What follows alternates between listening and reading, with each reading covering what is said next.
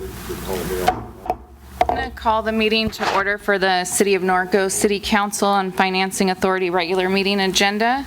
The city clerk will take the roll. Councilmember Newton. Here. Councilmember Hoffman. Here. Councilmember Bash. Yes. Mayor Pro Tem Hanna. Here. Mayor Grunmeyer. Here. All present. Thank you. This afternoon, the City Council does have closed session to consider the matters on the agenda. There are 3 items at this time. And then just as a point of information that closed session information stays in closed session. So we will recess. I'm going to go ahead and reconvene the public session of the Norco City Council meeting at 7:06, and we will start with the report of actions taken in closed session. City Council considered those matters listed on the closed session agenda, and there are no reportable actions. All right, thank you. Ladies and gentlemen, if you'll please stand at this time, we're going to have the Pledge of Allegiance by Councilmember Bash, and then remain standing for our invocation. I am so proud we say the Pledge of Allegiance in Norco. Yeah. Ready, begin. I pledge allegiance to the flag of the United States of America and to the republic for which it stands, one nation, under God, indivisible, with liberty and justice for all.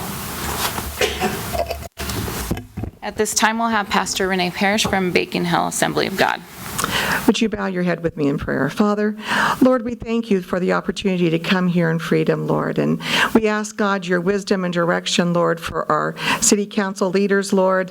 God, that you would be with them and guide them, Lord, in all of the decisions, God, that are facing our community, God, our municipality. And Lord, we lift up before you, God, those that are, Lord, part of us, God, part of our community, Lord, that you would be with them and minister to them. Lord, we think of Kathy Azevedo, Lord, her daughter Stacy, Lord, the entire Azevedo and Nicola family, Lord, that are facing this challenge today. And Lord, we know that you have provided healing and grace and mercy, Lord, for those, God, that turn to you in faith. And we just ask that you would be with them, God, Lord, strengthen, God, do miracles, Lord. And for all those of our families and our friends and, Lord, our circle of influence, God, we know of many, Lord, who are walking this same journey. And Lord, be with them, Lord, whether it's the young, Lord, the children, Lord, the aged, Father, our friends, our family members, or maybe there's some here in this room, Father. But Lord, we know, God, that you go before us and you strengthen us. And Lord, I ask for that strength, Lord, for that faith for all of those, Father. And we thank you for this opportunity, God, to come together, Lord, regardless of our faith backgrounds, and we can agree, Lord, and lift our hearts to you. Lord, ask you for guidance and help in our times of needs. In Jesus' name I pray. Amen. Amen. Thank you, Pastor. At this time, we have a proclamation, and then we're also going to have a presentation.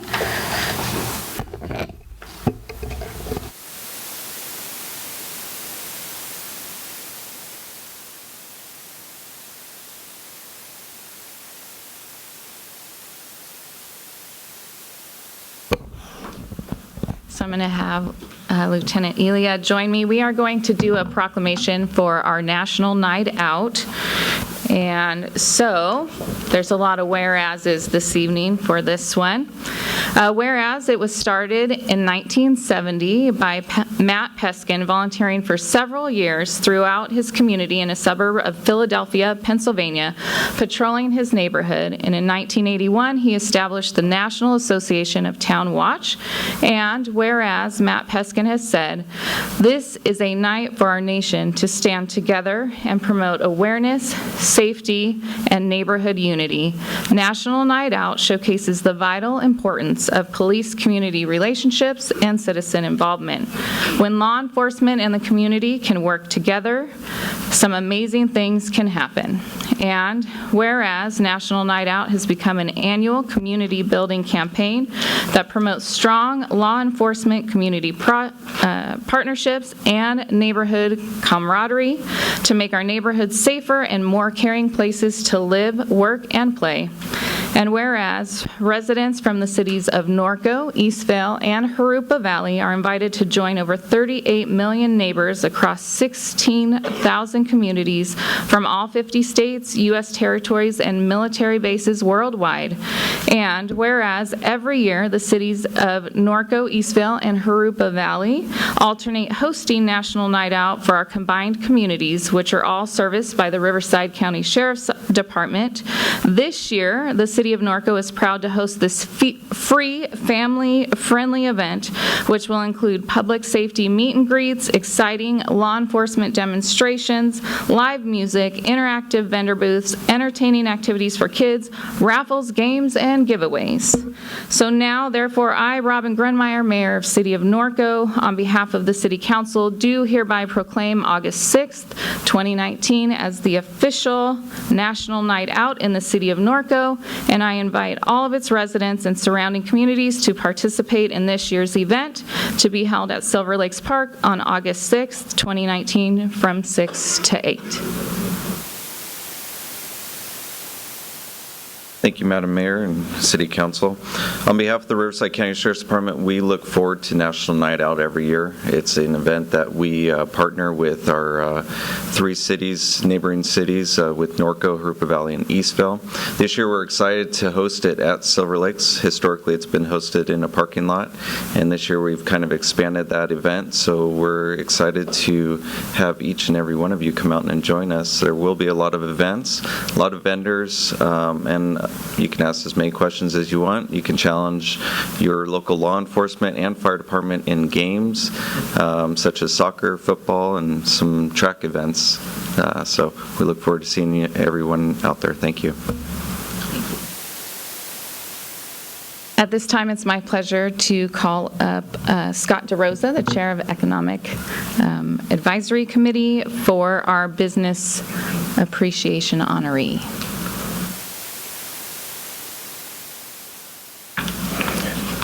Thank you, Mayor Grunmeyer. And I'd like to invite the recipients of this month's Appreciation Award, Hey Connection. So if the staff and crew and manager and everybody would come on up and join us at the podium here.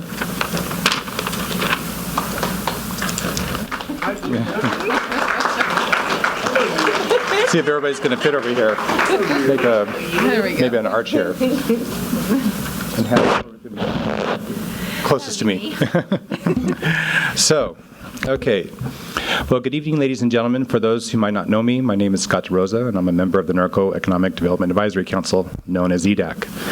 On behalf of our City Council and EDAC, I am pleased to assist Mayor Grunmeyer with presenting this month's Business Appreciation Award to Hey Connection.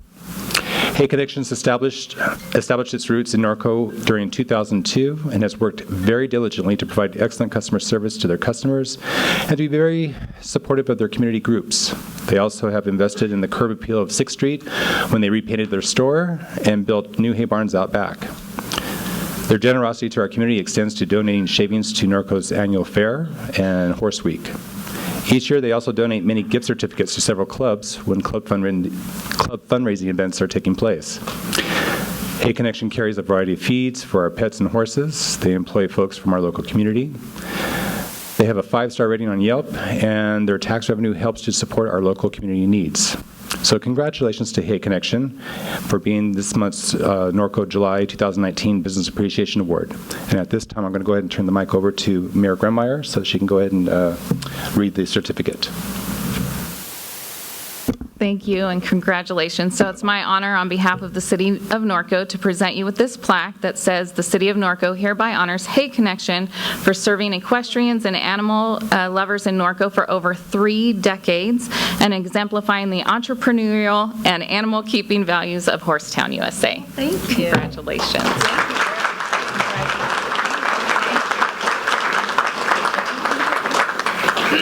Thank you very much. My name's Terry, and I work for the owners at the corporate office, and I help out at times at the store. But on behalf of the owners and the employees of Hey Connection, we thank you so much for this award. We're very honored. I feel both Hey Connection and the City of Norco worked as a team to do the improvements that we have done in the last 2 years.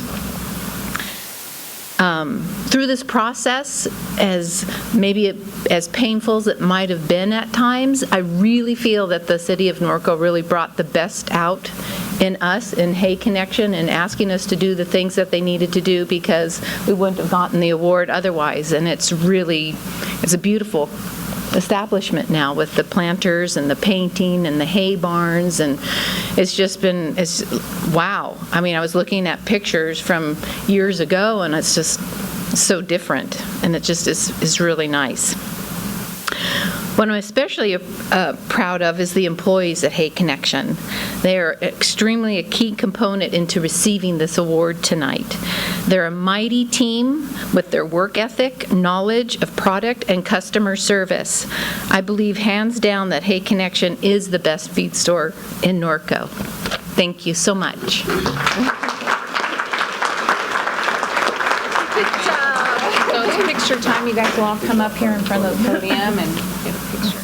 On this side? Yes, ma'am.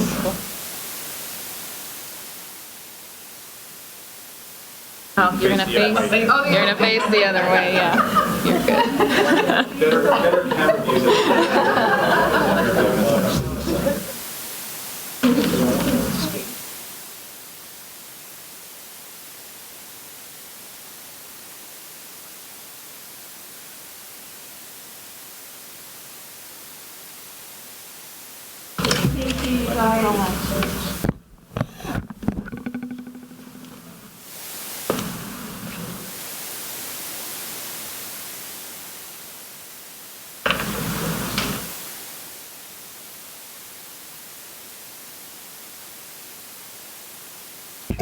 All right, we're going to move on to the next item on the agenda. We have a presentation from the Norco Fair Junior Livestock Auction Committee, and the co-chair of the committee, Mr. Bob Coryell.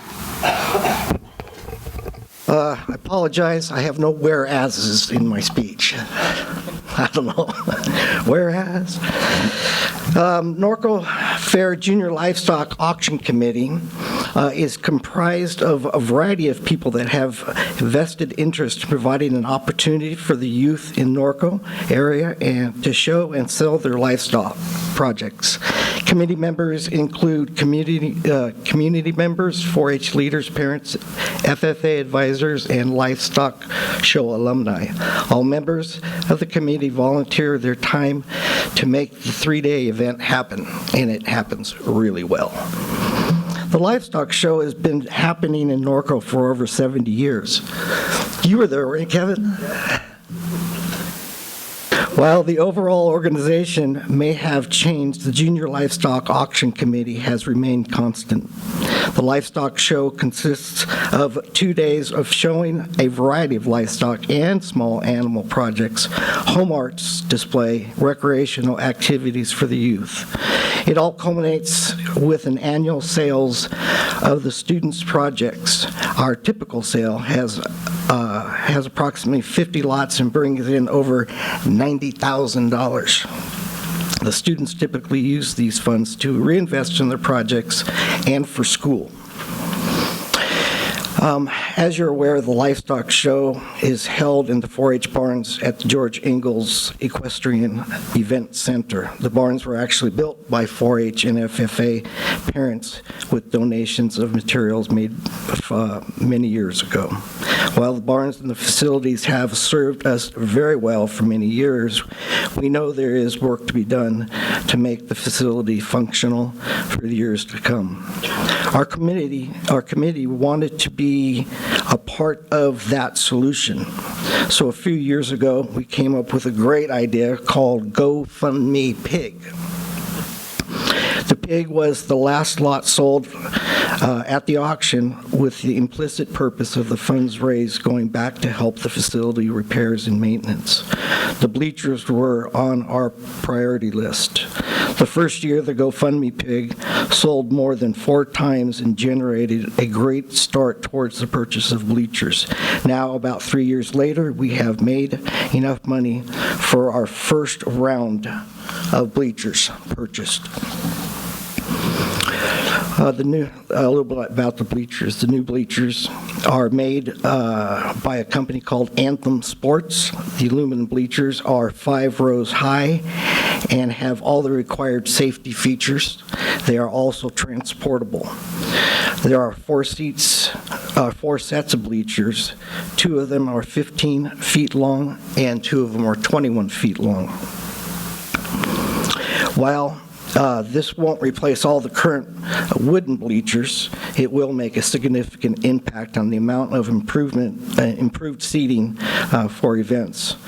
The Livestock Committee is spending approximately $21,000 for the purchase of these bleachers. Again, we want you to know that the purchase of these bleachers has been made possible because of the generous support of buyers at the livestock show. If it weren't for them, their support for the youth in our community and livestock auction in particular, it wouldn't be possible. So now the Livestock Committee would like to donate these bleachers to the City of Norco to be used at the George Ingalls Equestrian Event Center. Please accept this donation on behalf of the Norco area 4-H and FFA members and community members that supported this endeavor. Thank you, Mr. Coriel. Does any council? Do any council members have any questions or comments for Mr. Coriel? All right. Mr. Hoffman. I just want to say thank you, and thank you very much. Just to give you an idea, those original 5-row seats bleachers were from the original park up there in 1976. Yeah. So it's so a blessing not to have to replace the boards anymore. They've been, kid and paint and Yep, they're just a appreciate mess. that. And they're 400 pounds each.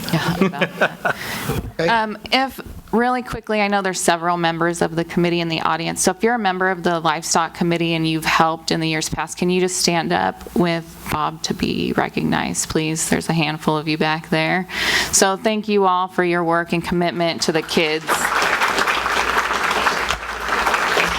Yes, you're all done, Mr. Coriel. Thank you. And again, thank you to the Livestock Committee for being here and for that donation. It's going to be a huge asset for the park. So we are going to move on to the next item on the agenda, which is recognition. Typically, when a commission member serves for more than 4 years, they are recognized for their service on the commissions to the city. So I have 3 names on the list. If the following people will come and meet me and the rest of the council at the front podium, Mrs. Pat Overstreet, Mr. Matt Potter, and Richard Hallam, which I think Pat is the only one here. So if council will join me up at the front, please.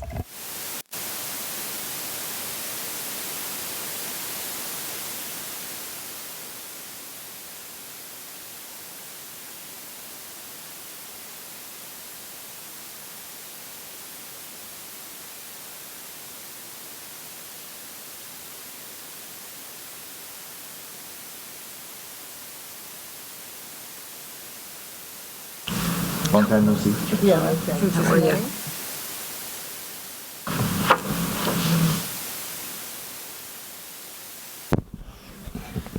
So serving on a commission is a big task, to say the least, and you're really giving of your time and your expertise and your knowledge to serve the rest of the residents of Norco. And so the amount of time that you've served is greatly appreciated, and it's been a huge help to the city of Norco in the commissions that you've served on. And if you would like to take a minute or two and tell us a little bit about the service and why you were on the commission and what you think maybe the most beneficial part of being on a commission and how that has helped the city, and encourage other people when openings come about, why it's so important that we have residents that step up to serve on commissions. So, Pat, do you want to go first? Or? That's right. There you go. Thank you very much for this. Well, I've been a 40-year resident of Norco, raised 2 daughters here, and love the lifestyle, love the rural atmosphere. And when the opportunity came to be on the Historic Commission, it was also to help do something with maybe the Wiley property, do something with help saving the Norconian Hotel, all those great efforts, and make sure we get more trees planted. And I understand there's going to be 1,000 trees planted. That's going to be wonderful. I'm looking forward to that. I have to admit that I did not like palm trees. They were too much like Orange County, and so I really lobbied to get the palm trees off the official list and more trees like Canary Island pines and London planes and that sort of thing. But this is a wonderful town to live in. I intend to be here a lot more years, and I'm not sure how much more involved I'm going to be in the future, but I'm going to also be there to encourage those who do participate. And it's a wonderful town to support, and I appreciate the City Council and all the commission members on all the commissions. Thank you.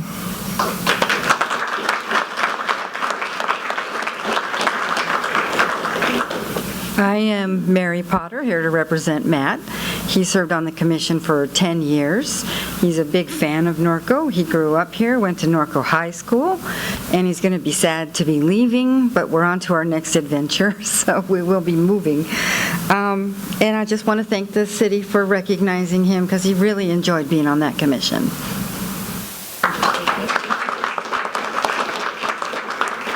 All right, so we'll have you step up to the front.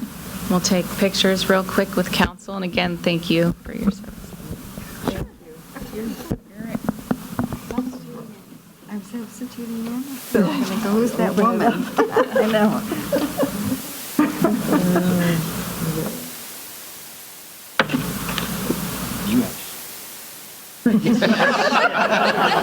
I'm not that tall.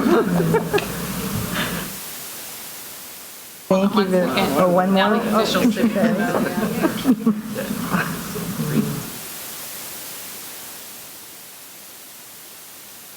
Thank you all again. Thank you.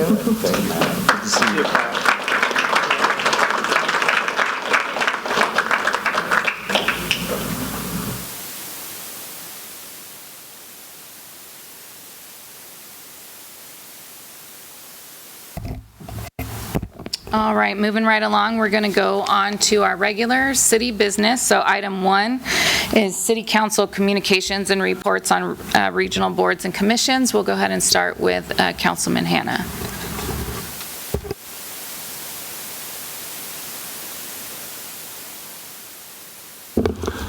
Well, as you can see, I attended the Council of Governments annual assembly with Andy O'Carroll, Kevin Bash, Ted Hoffman, and you were there for a while too, weren't you, Mayor, before you had to leave? It's that one, yeah. And then we have the Vector meeting. We didn't have much business to take care of the last month, but tomorrow is our regular board meeting. And with RTA, the ridership is on the rise. The student rides for 25 cents is booming and includes the beach bus. The commuter link express route 200 to Disneyland ridership is increasing more and more every day. And for those of you that don't know what that is, it goes from Disneyland to Riverside to UCR and out to San Bernardino, and it turns around and goes back. So it's pretty cheap to, a lot of business people are riding it to work and back now, but it's also a cheap ride to Disneyland. You don't have to pay to park. You can ride this bus for $3 each way.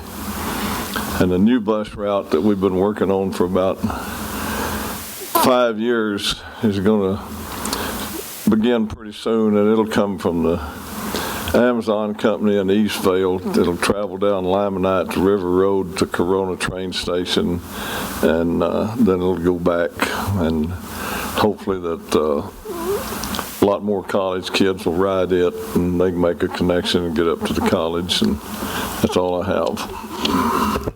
Thank you, sir. Councilman Hoffman. Thank you, Mayor. I've been busy, but basically, if we can scroll down a little bit, Dana and or Matt, the next week or the next council meeting, one thing I want to talk about is Western Community Energy. We will be getting something from WRCOG. They'll be there at our meeting. And it's very important for you all to attend. But talk about Day of the Cowboy. It's coming up July 27th. Is that poster up there, Matt? There you go. Inviting everyone. July 27th up at Ingalls Park.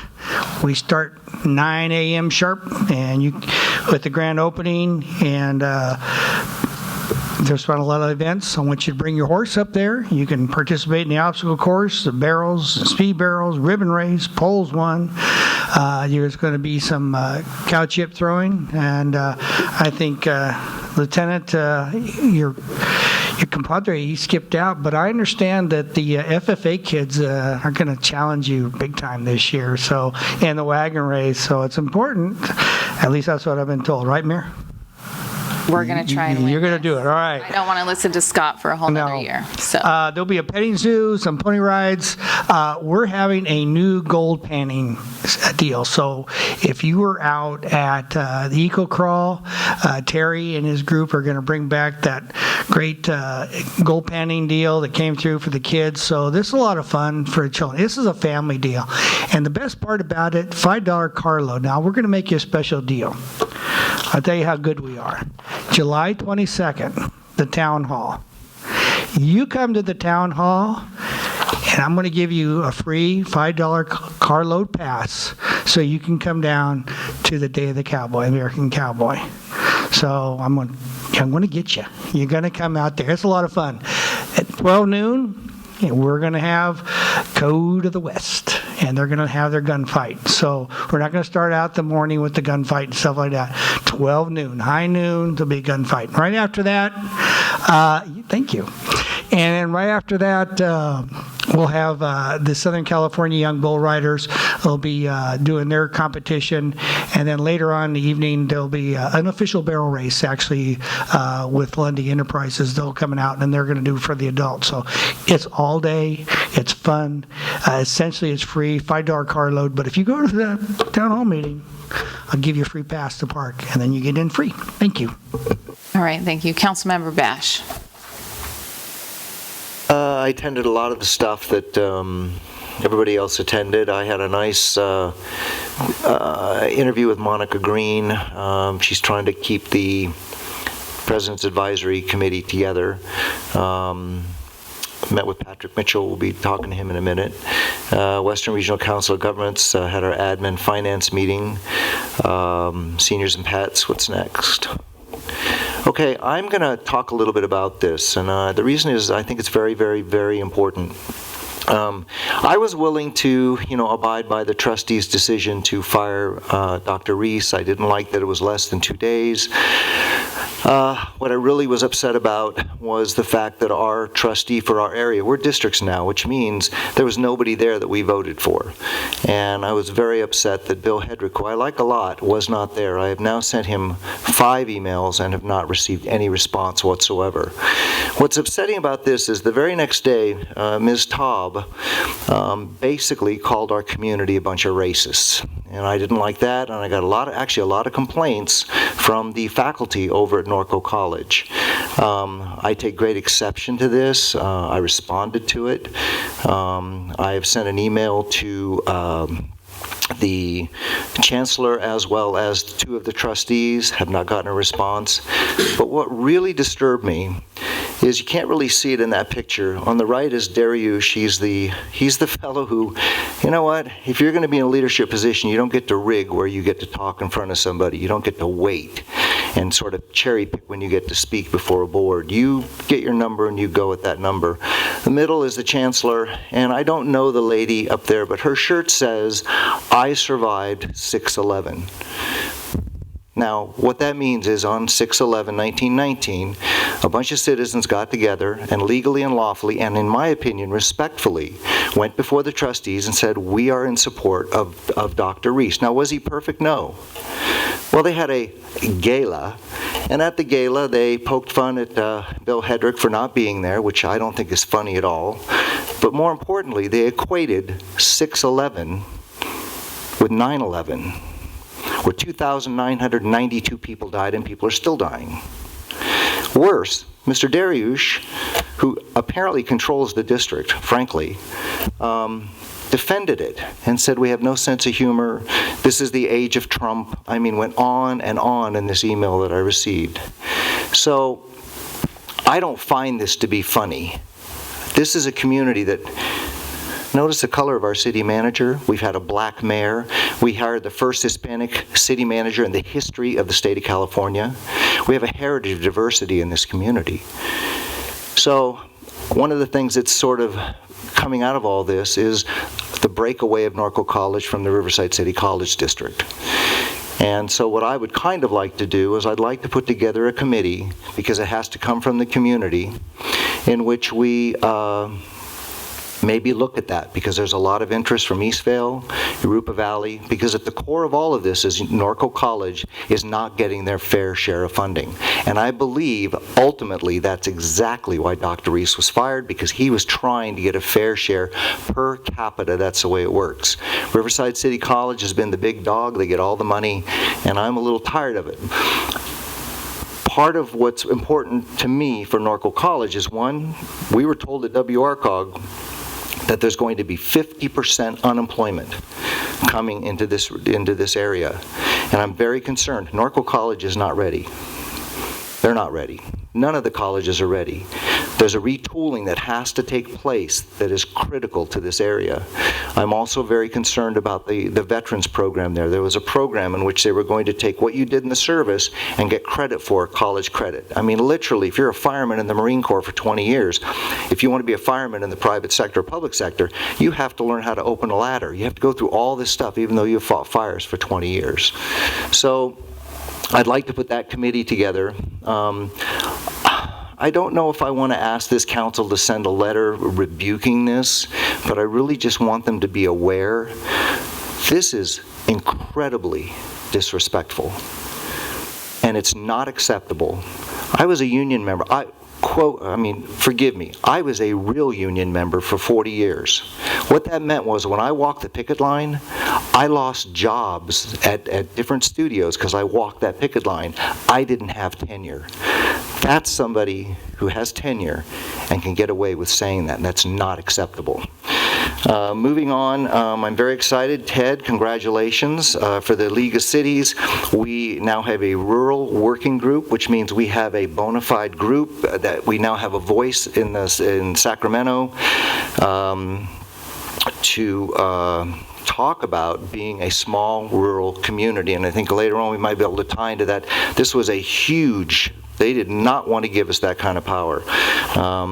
It's not quite a full group, but it's good enough. And then I'm so excited. As you know, the City of Norco, the Norconian Club Foundation, we do the largest Pearl Harbor ceremony west of the Mississippi and on the West Coast. And we scored retired Major General Kelly McKeague to be our guest speaker. And you probably have never heard of this guy, but did you see the bodies that were brought back from Korea? That's the guy that does it. He's the director of the POW-MIA accounting agency, and he'll be flying in and he will be our guest speaker. So I'm just super excited. It did bring a whole element of a whole bunch more Navy admirals have to be involved in the planning of this because the guy's a big magoo, but I'm super, super excited. And that's all I have. Thank you, Mr. Mayor. You were doing so good. Kevin, you went a couple minutes. Madam Mayor, sorry. All right. Councilmember Newton. Good evening. Last Thursday attended the Board of Directors meeting for the Chino Basin desalter.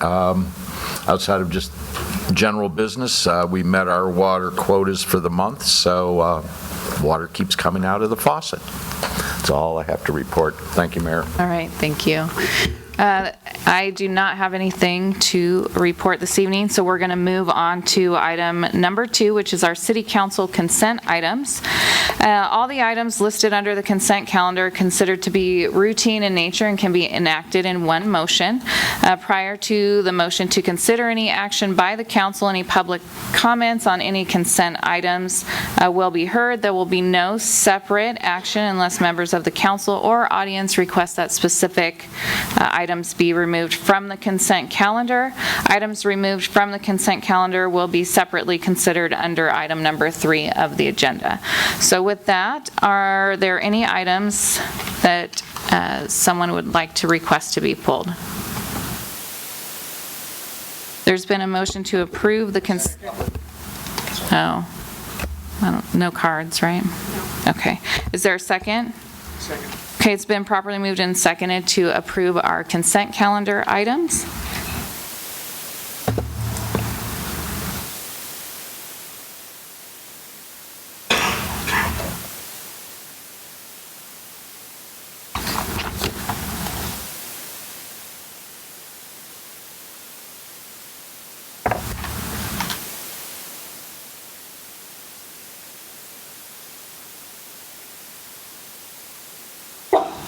Bless you.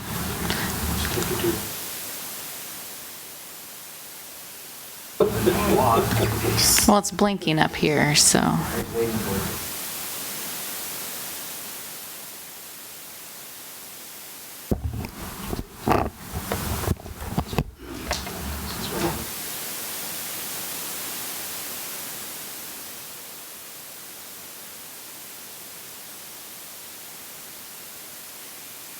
All right. Please vote. Sorry about that.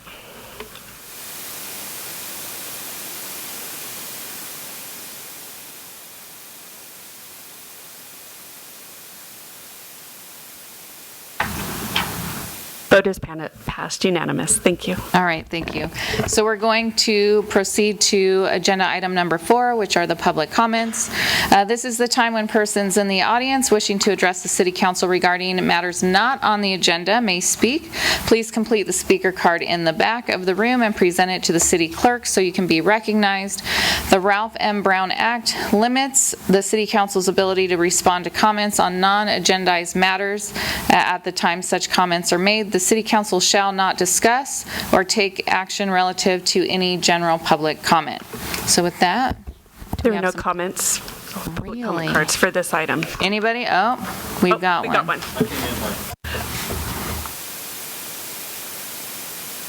No problem.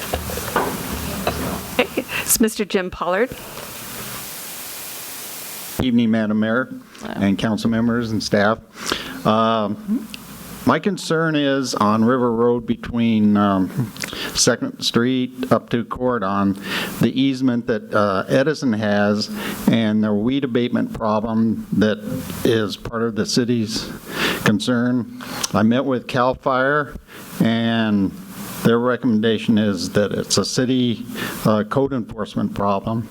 And we have 25 houses there and I just need direction on how we can take care of these issues because the weeds are quite high and most of the people have their animals back there and it's a concern if there is a fire. Thank you. Thank you, Jim.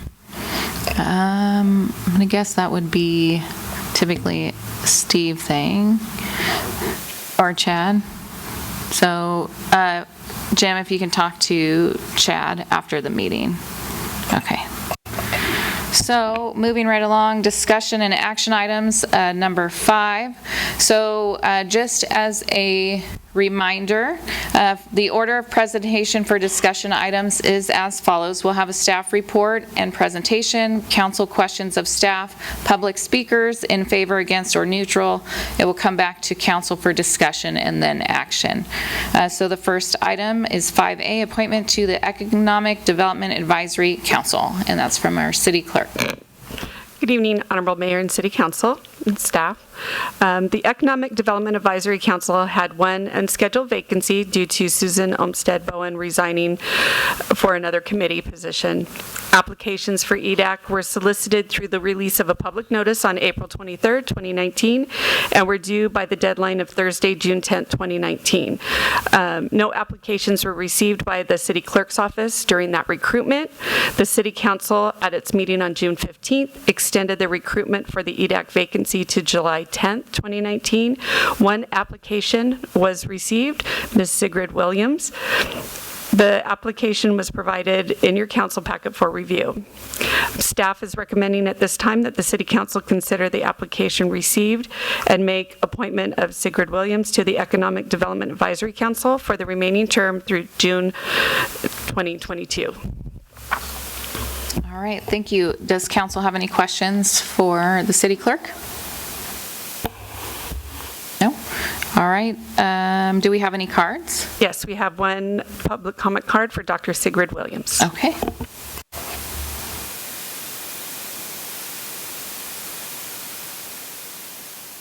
Good evening, Madam Mayor, council members. As you're aware, I submitted my application for EDAC. I have been a resident of Norco for over 10 years. Over the last 30 years, I have participated in numerous executive boards with both youth sports organizations, other volunteer organizations. I have been on advisory councils with youth groups, school districts, public safety. I do not take any of my responsibilities lightly. I have fully done a reflection on this position and have researched it, having talked to other members that are part of EDAC already. I consider my life unsullied as a reflection and hopefully as, I'll just leave it like that, and sullied to all. And I would appreciate your support and your endorsement for this position. Thank you. Thank you. So we will come back to council for discussion. Does council have any discussion?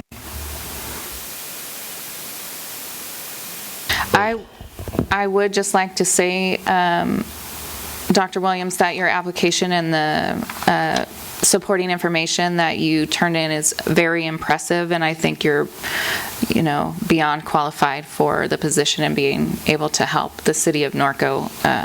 And I'd like to thank you for the effort and time you've put into putting in the application and all the supporting documents that you put along with it. So. Motion to approve. Motion to approve. Is there a second? Second. It's been properly moved and seconded to appoint Dr. Williams to EDAC. So we'll vote. Please vote.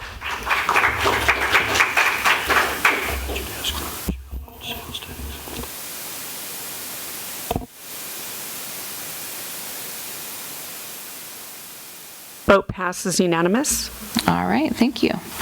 We will move on to item 5B, again, the same order of presentation, staff report and presentation, council questions of staff, public speakers, council discussion, and council action. So at this time, we have the Ecological Agriculture Training Cultural Center, and we're going to go ahead and Brian, do you want to start, or do you want to have Patrick come up, or how do you want to? No, I just wanted to basically introduce Patrick Mitchell, who runs this program, and then he has actually a PowerPoint presentation for us. So I think then we can have quite a few questions after that. Okay.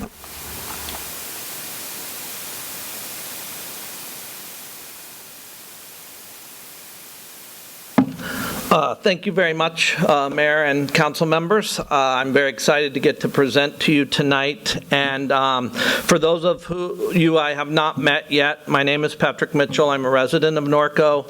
I was introduced to this city about 20 years ago by Frank Hall, who I had the opportunity to serve on a Santa Ana River working group with. And he kept telling me about this unique place he was from. And a few years after that, my youngest son decided he wanted to be a bull rider, and we found ourselves in this town quite a bit. And in 2010, we moved here permanently, my wife and two sons, and one of the things that we found was that not only were the properties here unique, but the people here were unique. There was a sense of community we found here that we didn't see anywhere else. And so with that, I'm very excited to present this program to you because I think it's a program that'll fit really well in this community. The Ecological Agriculture Training and Cultural Center is a program. Let's see, am I pushing it the wrong way? Where do I? Clicker on. Okay. I worked for I worked for an organization called 5 Key Schools and Programs, and we run vocational training and education programs in unique settings. We were founded in 2003. We specialize in education in alternative settings. We were the first school inside a county jail. We currently operate in 7 counties in the state. We have 70 both programs inside of unique settings and at community sites, and we facilitate more than 20 vocational education programs. That includes certified welding programs, masonry programs, construction, and of course farming and agriculture.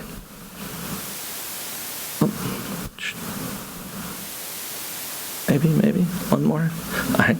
The mission of the Ecological Agriculture Training and Cultural Center is to train farmers, engage farmer families, and create community around ecologically based, socially just, and economically sustainable agriculture.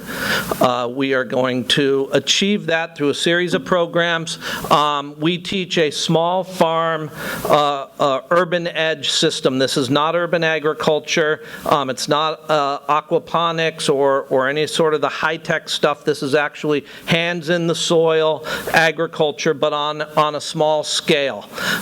You guys have the handout I gave you, and some of the tenets of that program are there. We offer a farm-based apprenticeship program. Takes about 10 months to get through that program.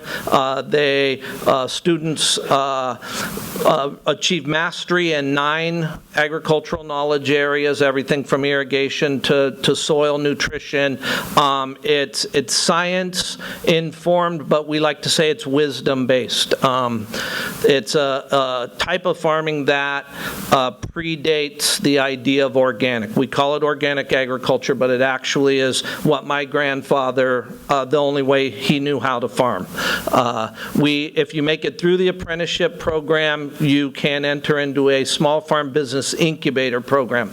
Basically what that means is we will help apprentices establish small farm businesses through shared resources, equipment, and commingled land.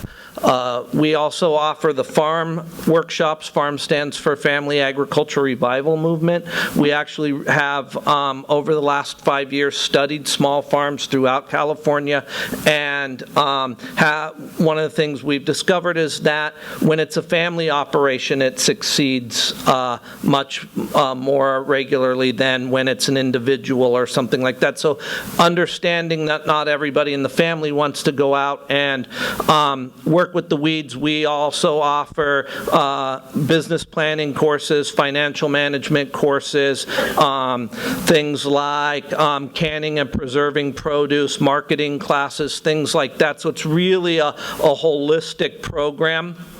And then we would like to run a enterprise training farm. So that would be a farm where students can come out and learn firsthand, hands-on farming practices, but with the generation of revenue that would support and sustain the program for the long term.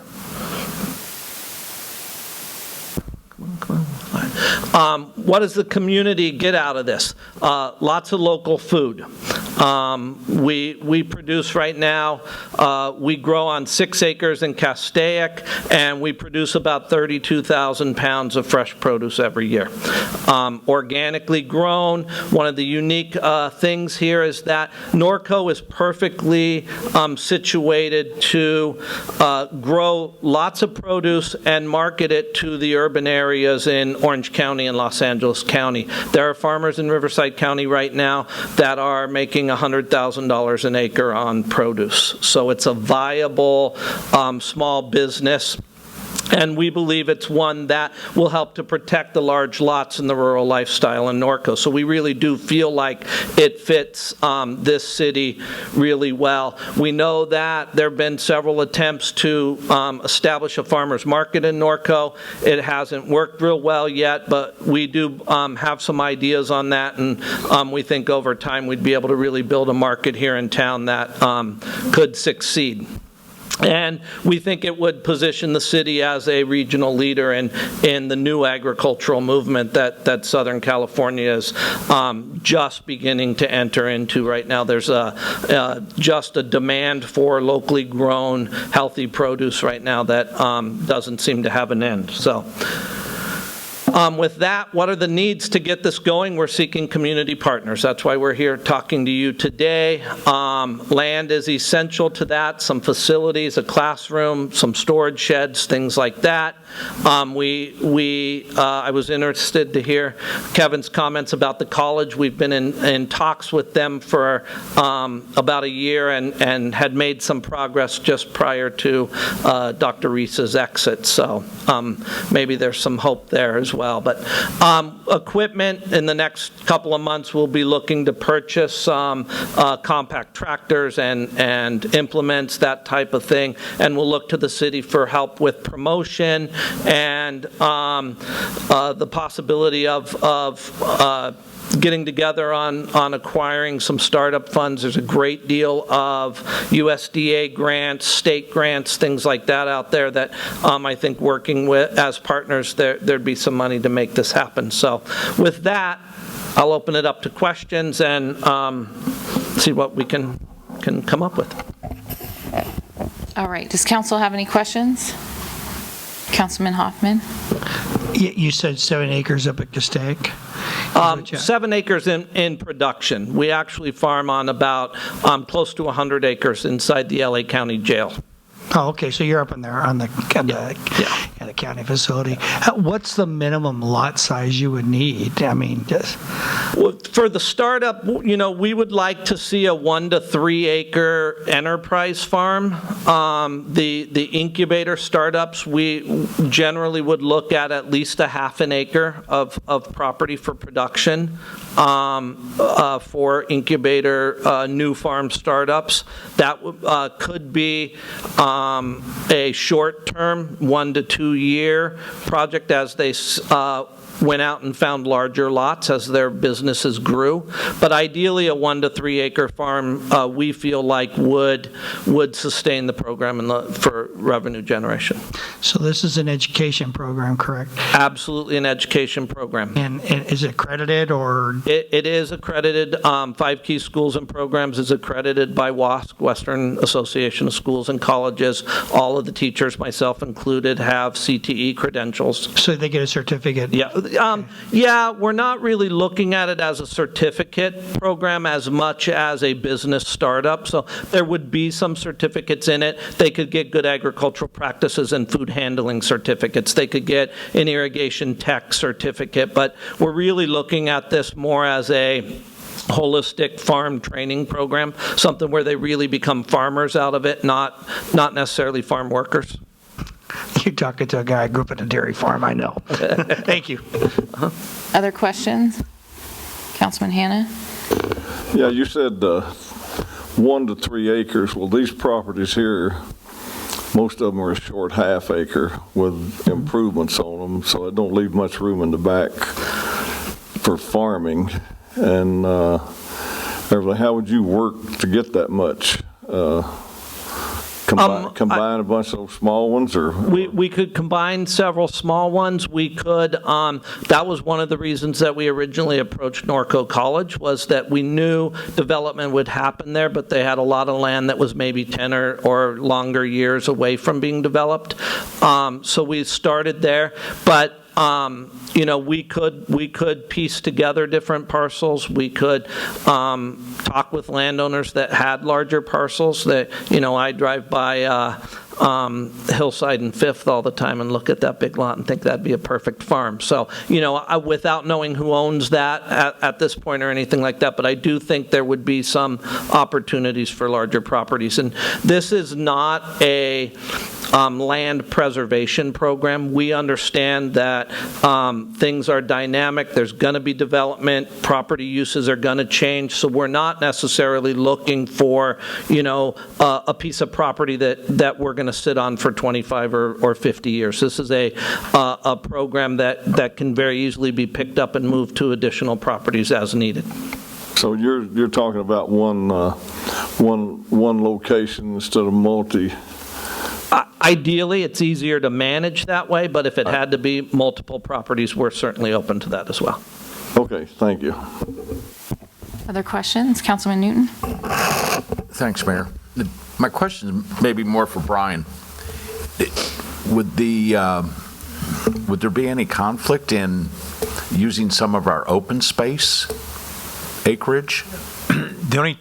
No, as long as it did not have some sort of a conservation easement over it, then we would be okay. And would that, which of our open space areas would have that element? The ones that, the hills, that I guess are already has a practical. conservation easement already. So there might be some subject areas in the river. However, I'd have to take a look, because every time the river, the issues in parts of the Santa Ana River are really Army Corps of Engineers and their jurisdictions, and what even though we may own the land, they have certain jurisdictions and restrictions. We've been looking at, since we started talking about this, we started looking at even infill lots, maybe smaller version type situations that are vacant right now that possibly could become producing type little mini farms as well. So there are some parcels. So I just started sitting down with Roger last week to see if we have any identified areas. And we found one lot most recently that's an old RDA lot that is, unfortunately, it's a small substandard lot, but it's located in a pretty good location. It could be a viable small little farm or garden or something, or the incubation type program. So those are things that I think could be explored as well. He also mentioned the other land that working maybe with property owners to make something out of something that is just now being grazing or weeds. There is no use there, particularly like the piece of property on Fifth Street off of Fifth that he mentioned. A value that could be a nice large garden or farm, but again, it would be the property owner would have to. I think the collaboration that they would be looking at is for us to help proctor that process with them. Okay. So that's something we since we just sort of got into this, we haven't really explored all of it, but I think there are some viable options here in Norco, which one of the key words he used was sustaining our large lots and this particular agricultural and animal keeping community. Thank you, Brian. And I certainly support your program. Thank you. Thank you. I'd kind of like to hear the mayor's comments, because I would consider you an expert also in this field. Does anybody have any other questions or no? Oh, okay. Mr. Mitchell, when we met last week, we talked the potential about somewhat partnering with Parks and Rec as well as to offer like Saturday workshops and those type of things to our residents. Can you maybe talk a little bit about what that might look like for residents that are like, oh, I don't want to be a farmer, but what this program can offer to them? I think there's a lot of opportunities in sort of one-day workshops, things on composting. One of the things that makes Norco so wonderful is we have an endless supply of soil fertility. I've got 6 of them in my backyard.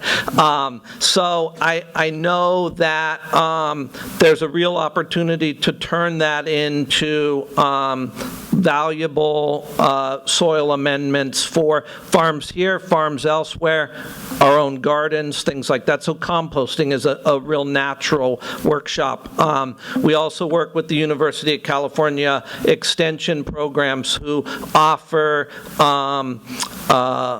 canning and master preserving classes. So there's opportunities for that kind of stuff. There's a lot of just what are the new varieties of vegetables that could be grown in your garden that handle our clay soil and hot climate, things like that. So there's just really a great deal of one-day simple workshops, maybe a few hours, some experience on the farm.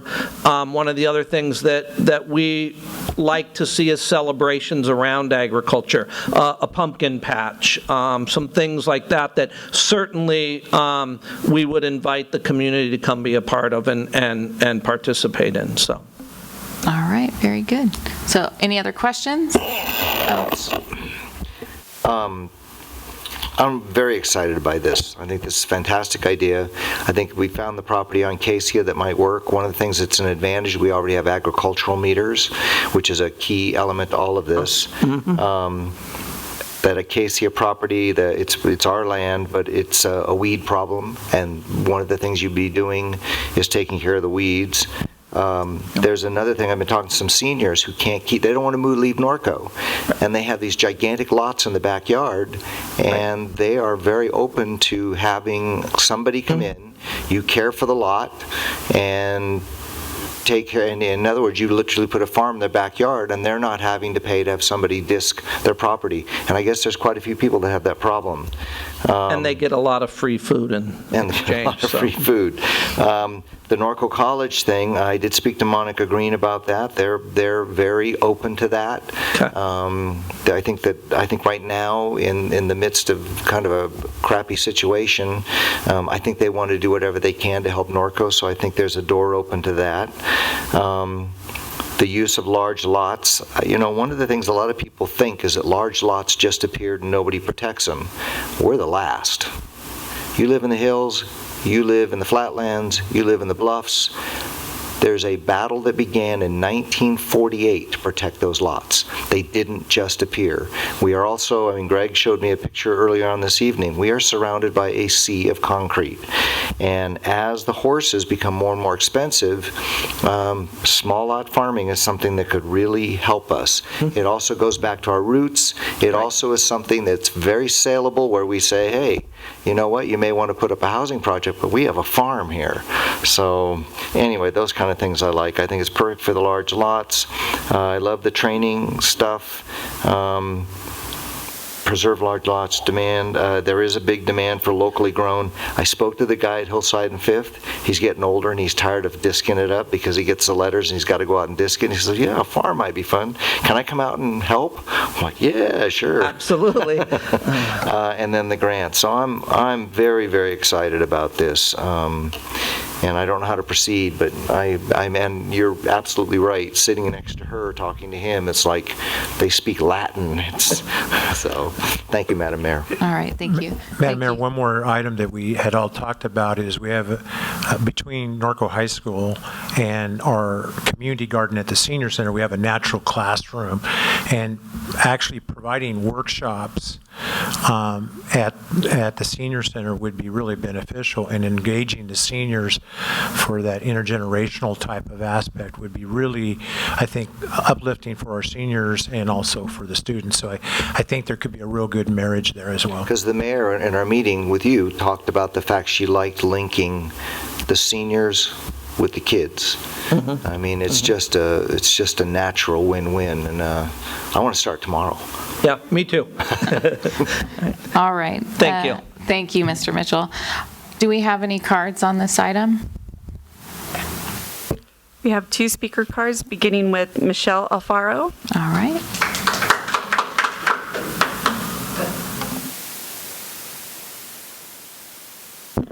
Hello.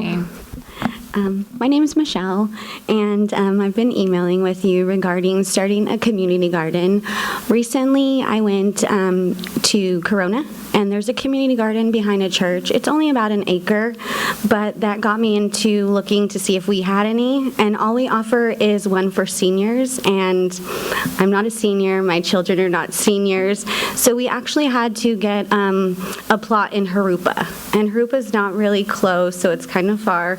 It got me into, sorry, I'm really nervous. Oh, you're fine. Looking into the county, and the county gave me lots of information on starting community gardens, and the county has 14 community gardens, 15 that are at schools, and none of them are listed in Norco. Same thing with farms. There's a lot of farms listed here in the Fresh and Local Guide for the county. None of the farms in Norco are listed. It can tell you where to get goat milk, citrus, avocados. Nobody from Norco is in this, and I'm just thinking maybe we can get some sort of community garden. I like his idea, but I don't know what the age range would be, and I'm thinking more community-wise family stuff, where you can just go and purchase a plot for so much a year, and everybody grows different stuff, and you hold different workshops and picnics with things that you grow. So that's just kind of my idea. Thank you. And the next is Stephen Alfaro.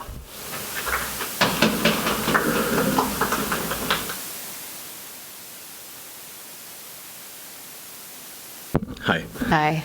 My name's Steven. Thank you for having us. Again, like my wife said, we really like the idea that was just presented. It was really amazing, great timing.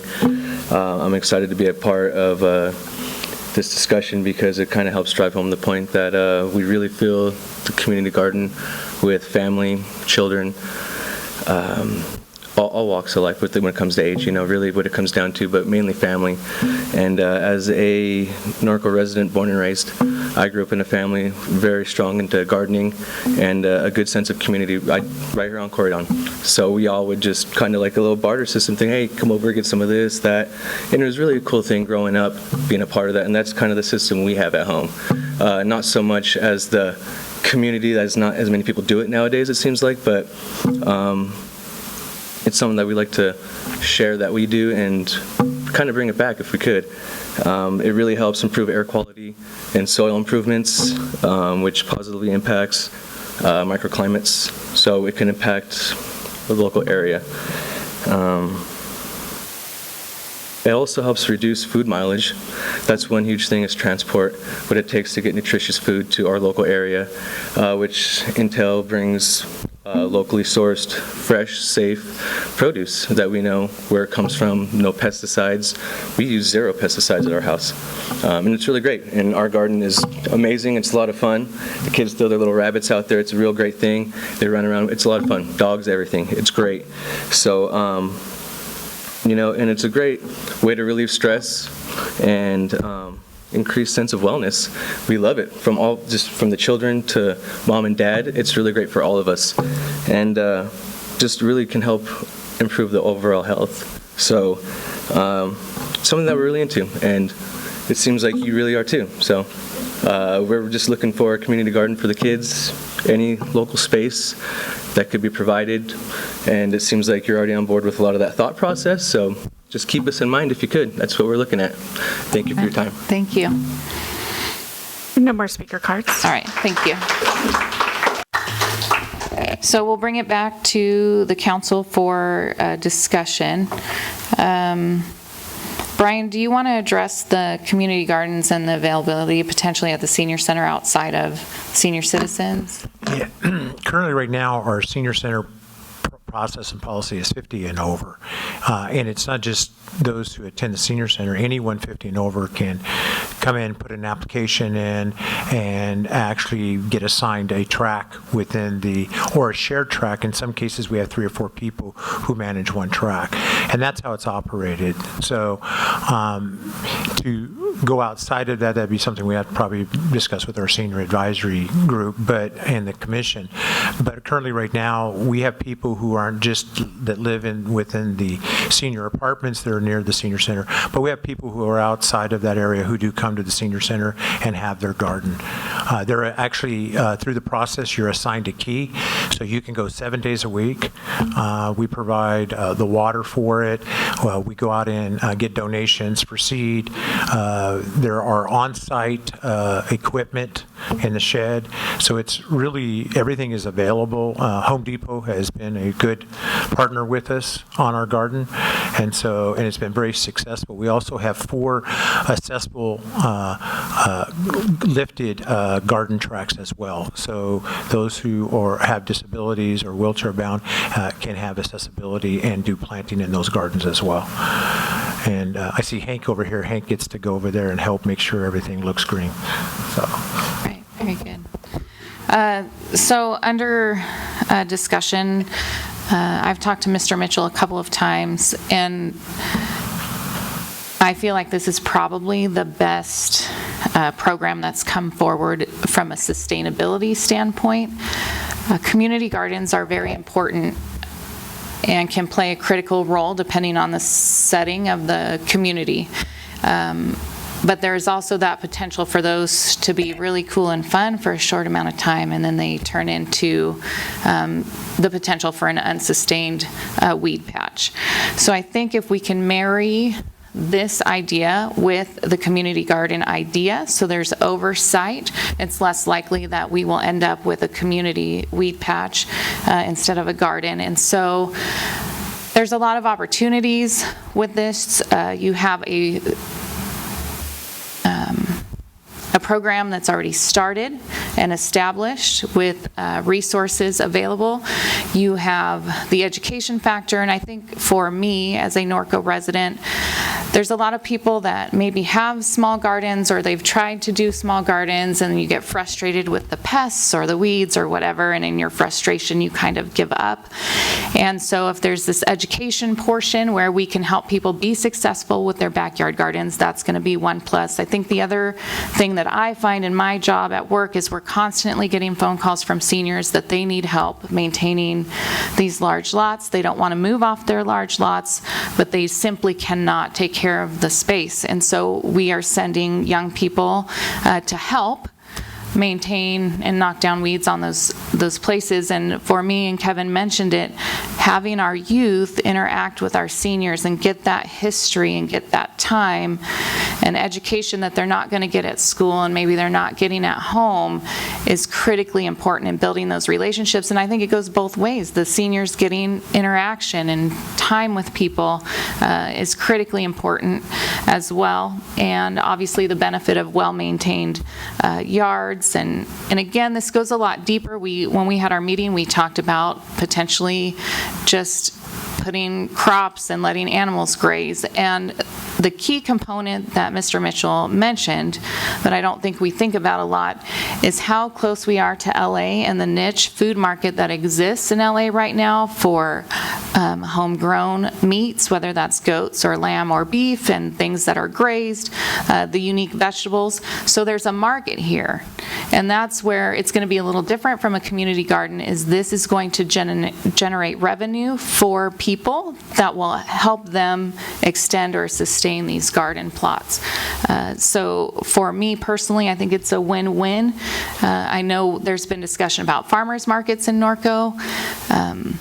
We know from the past that those have not been set up correctly, and I think this also will lend itself to morphing into an appropriately run farmers market that will be sustainable in the city of Norco as well a few years down the road. So I'm completely in favor of this project and this partnership, and if the partnership is official, then the city can join on, the high school FFA program can join on, and there are excessive amounts of grants right now because this is the trendy thing, and there's a lot of money where these partnerships come together and we can apply for grants and get this thing off the ground if the partnerships are official. So I'm excited excited, and I think there's a ton of potential for the program. So I'm not sure what we would have to do to, if staff how do we has to proceed? follow up. Yeah. And Yeah, I mean, to it make sounds it- like staff's got enough direction, and That's right. we'll, I think we'll there's take still a lot of whatever. work to be done. Okay. We have to get in contact with Michelle and sit down and chart the next steps forward. I suspect that will lead into bringing a report to the city council to approve a formal program. Okay. If something I might add, when we do this, and I was just jotting down just back of my mind a couple of properties, large lots that we do have code enforcement issues with, and it's basically older people. These are things we might consider, just like what Mayor Grunmeyer said, is they are large lots, and I can think of two off my head. One of them, I mowed his property 2 or 3 times a year, and it's just, how old's Richard? He's 80s? 87. He's 87. And so, it's 2.5 acres. That's vacant. And that's what I'm thinking about on top of my head. And we all know those properties around here. So that's something to consider when you're in your projections and when you think about it. And there's a lot of folks here in town that I'm sure we start doing this that have their tractors and stuff like myself that do that. So just something to consider, Brian. All right, so we're good. Brian, you have direction and you'll come back? Yeah, and Okay. then at some point, we'll start to engage the commission as well. Perfect. All right, so we are going to move on to the next item on our agenda.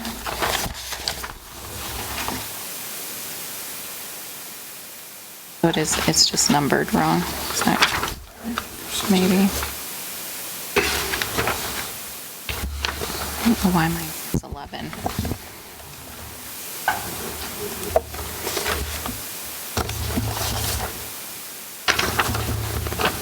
Okay, so item 6 is an appeal hearing. Again, on an appeal hearing, I'm going to go over the order of presentation.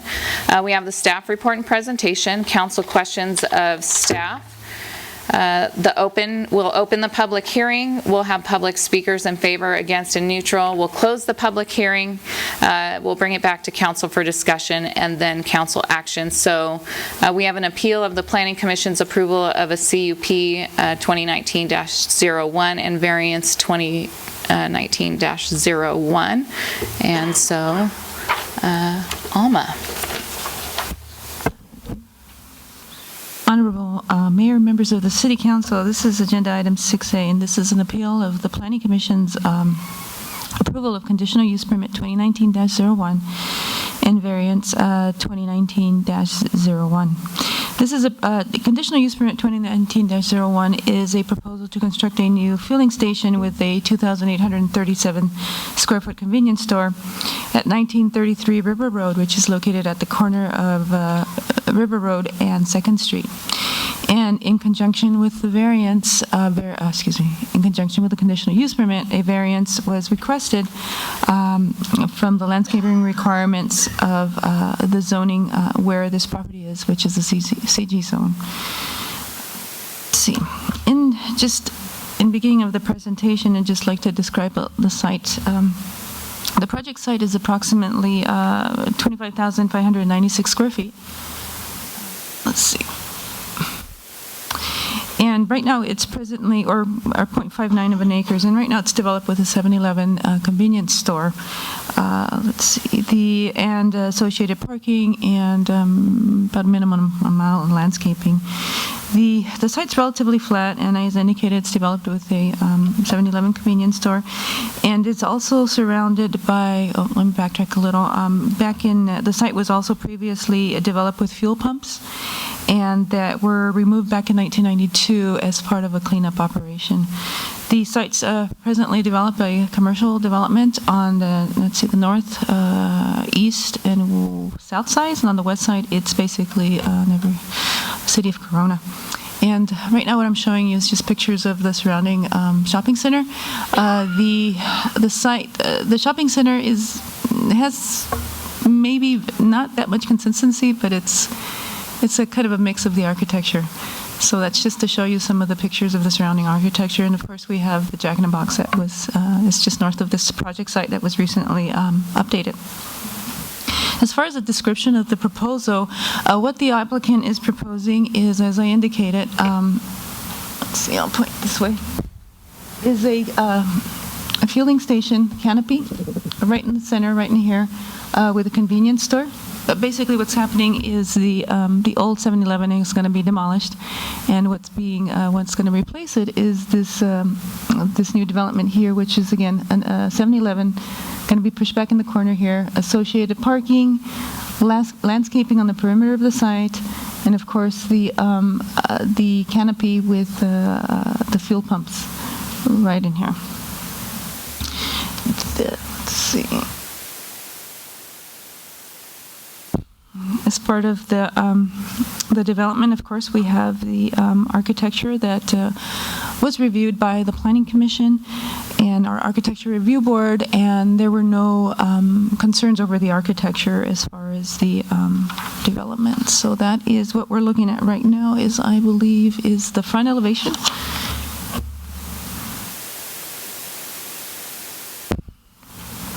And this is the rear elevation and one of the side elevations of the proposed store. And what we have next is the elevation of the canopy. And in conjunction with the development, of course, the required parking is being provided. And landscaping, requirement in the CG zone where this property is located is 15% of the total site. The applicant is providing the total percentage, required percentage, but was not being provided as far as the code goes. The code also requires that a minimum of 10-foot landscaping buffer be provided along the perimeter of the site that, well, not the perimeter, but along property lines that face or adjacent to a public street. The applicant is providing the required 10-foot wide landscaping buffer in certain areas, except for right around here and here. And that's what the variance is being requested for, that opposed to the required 10-foot wide landscaping buffer, that a minimum of 5 feet be provided, be allowed, basically just along here and right there. So the project was analyzed in terms of the land use. The land use is, as far as a fueling station, is a conditionally permitted land use, subject to the approval of the Planning Commission, and in this case, the City Council, because of the appeal. And as far as the 7-Eleven or convenience store, it's an allowed use by right, but it was analyzed in conjunction with the CUP, with the fueling station. As far as the analysis, land use, it's a use that's allowed with the CUP. As far as analysis, as far as service station requirements, that was also analyzed and was found to comply. And there's a big list in your staff report. I'm not going to go through each one, but if the City Council has questions, I mean, towards the end, I can answer them. The project was analyzed in terms of what's required to be submitted with a conditional use permit application, and that was also found to comply.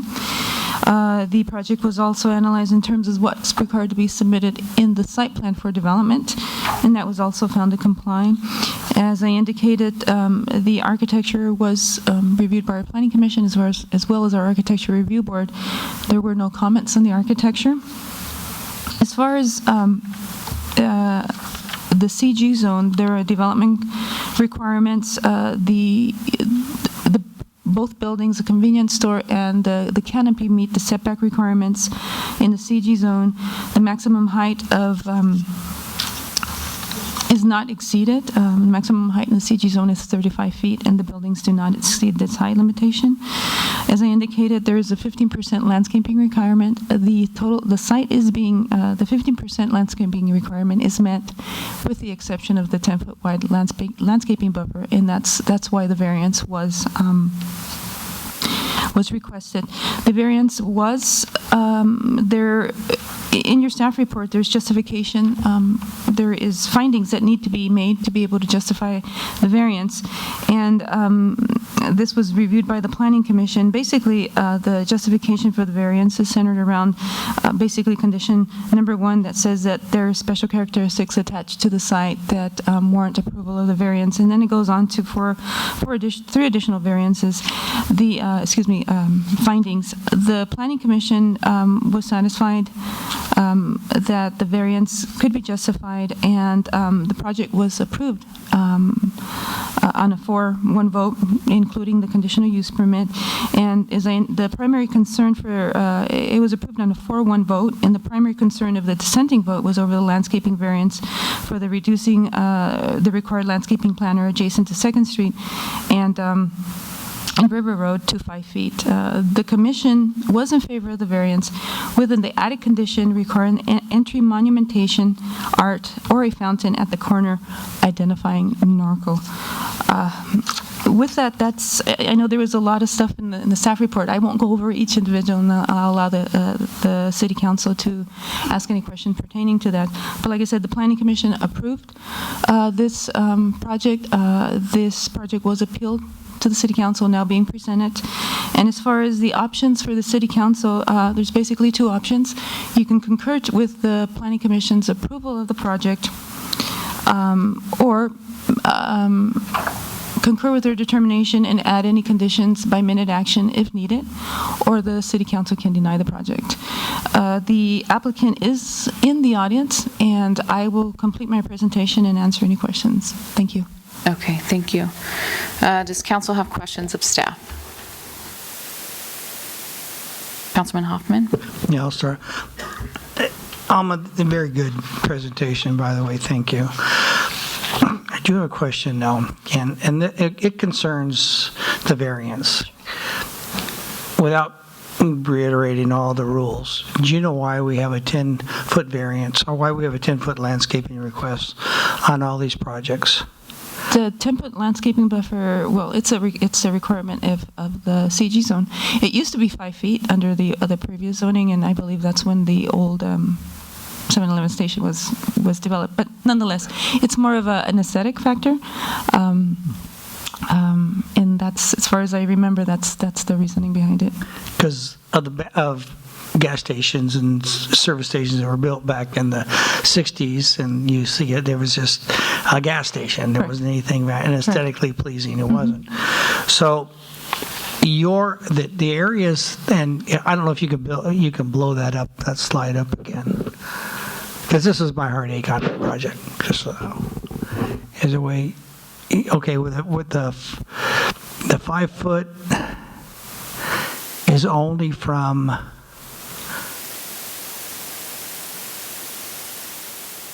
Yeah, that'll work. Oh, that's better. Okay, so you see where the bushes, the corner you get 10 foot, correct? Correct, yes. And that's where a monument sign is supposed to be put up? Some kind of entry monumentation to identify Norco. Okay, but now where is the 5 foot? In here. Right there. Okay. And that's. Now you've got bushes that are going to grow up. Is that going to increase, or is that going to infringe on the sidewalk, or what are we doing here? It shouldn't. I mean, this is just a conceptual. Just a conceptual deal. That's okay. So that's part of it, as far as what we're going to have in there. But again, that puts that, normally that would be a 10-foot wide buffer, correct? For the current requirements of the CG zone, yes. Okay, and the reason, and without going back into the reason he didn't want to go that way is because he'd lose parking? Actually, it would make the circulation of the site a little more difficult, almost impossible. Again, we have vehicles. If you look at your site plan, there's a required. Yeah, right. Yeah, there's a required width, for vehicles, two-way traffic, 25 feet, and of course you have the trucks coming in for fueling. It just makes circulation possible. All right, and then 2nd Street is just 2 lanes. Correct. It's just, I don't know if you can blow that up, if it's going to show it, but it's just the 2 we don't have a, right there currently, it's just 2 lanes through that road. I believe so. All right, and I'm worried about further expansion, but I don't know if that we should tag the owner there, because that would have to go on the other side. If we were to increase that area, if it ended up being a 4-lane road, and is there enough room and if there future development along that curb line, are we going to restrict that to what it is? On 2nd Street? Yeah, see, on 2nd Street, right now, you just have you have a left turn lane, you got a straight lane on 2nd, and then you have the straight right turn lane next to the property. So that kind of restricts us of what we can do for that, anything in the future, correct? On 2nd Street. As far as... If any further development, Yeah, because the thing with the 10-foot, if you had to go over, you're okay. But now if you had to increase into that sidewalk area to increase the footage, yeah, that would almost make it impossible. As far as providing the additional width of the roadway. I don't think there's... All the required dedications are there. As far as any dedications for street purposes, they're all there. They're as far So any further expansion would have to go further south on the other side of the street. Pretty much. Okay, that's what I'm just asking. Okay, that's it. Thank you. That's all, Madam Mayor. Thank you. Councilman Newton.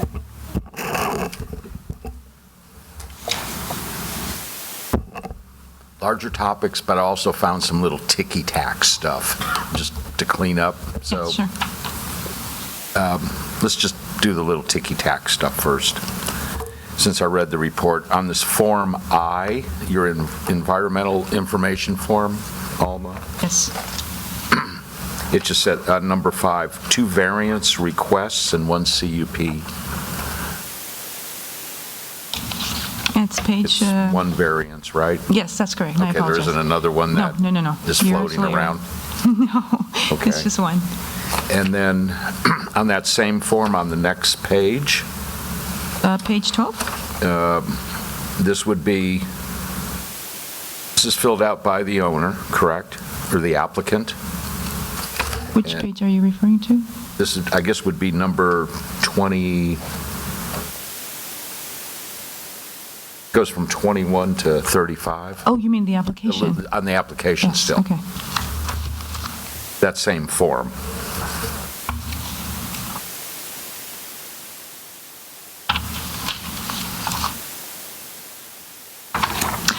Oh, I see what you're saying. Okay, so Okay. it's Form I, yes. Yeah, so you see number 5 on Form I. Yes, on the originally we thought there was going to be 2 variances. Okay, but so yes, that's that was. one. And then on the back side of that page, Yeah. item number 30, like I said, this is filled out by the applicant. It says, use or disposal of potentially hazardous materials, and this is going to be a fueling station, and the applicant checked no on this. Okay. And the applicant is in the audience, they can address that, but yes. But we can correct it, it's pretty Oh, obvious yeah, it's in error, absolutely. right? Yeah. So, to me, part of the reason on this was, and I do have a compromise with it at the end of this, is that this is potentially going to be a gateway entrance to the city with not only this development on this corner, but future developments on the opposite side. So Ted kind of asked the first question. That was also my question. Number 1 was, going by the findings on this, why does this current zoning and the setback exist on the 10-foot landscape buffer? So I think you answered that. The heartburn that I have just with the theory of a variance in this case is that, to me, my argument is that a variance cannot be self-created. That in the body of this report, what you're doing is, or what the applicant's doing is, this prototype, I think it was referred to as a prototype of, this is our store, this is the size store we use with this canopy, is self-creating the variance. And I don't think that's, to me, a legitimate excuse to have, or a legitimate reasoning to justify a variance. They created the situation. If they had a smaller prototype, there wouldn't be any need for a variance. And I know we went to different schools together, but do you kind of see that, that type of argument? So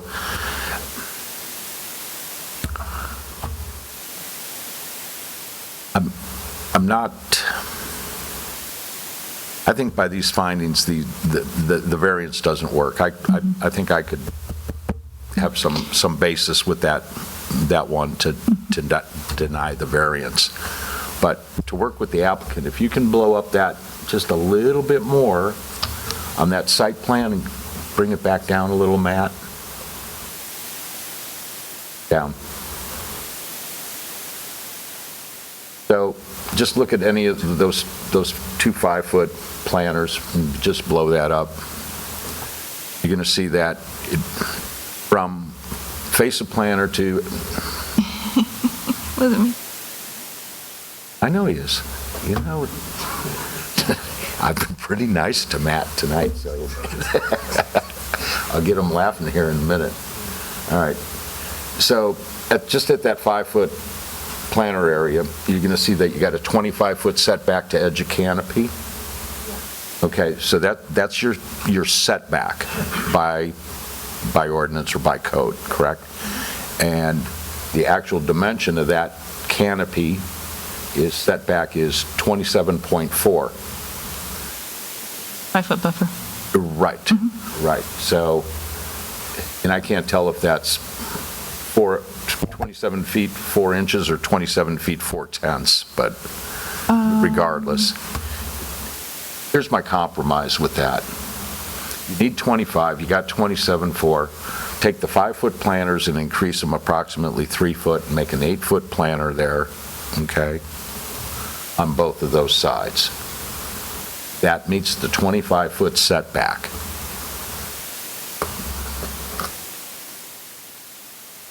Which is required.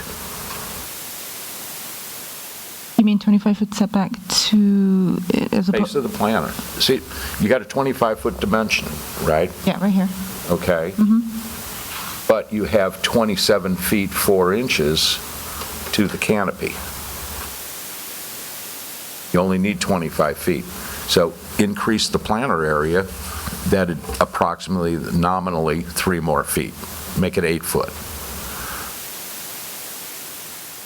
Still maintain your 25 foot, would you not?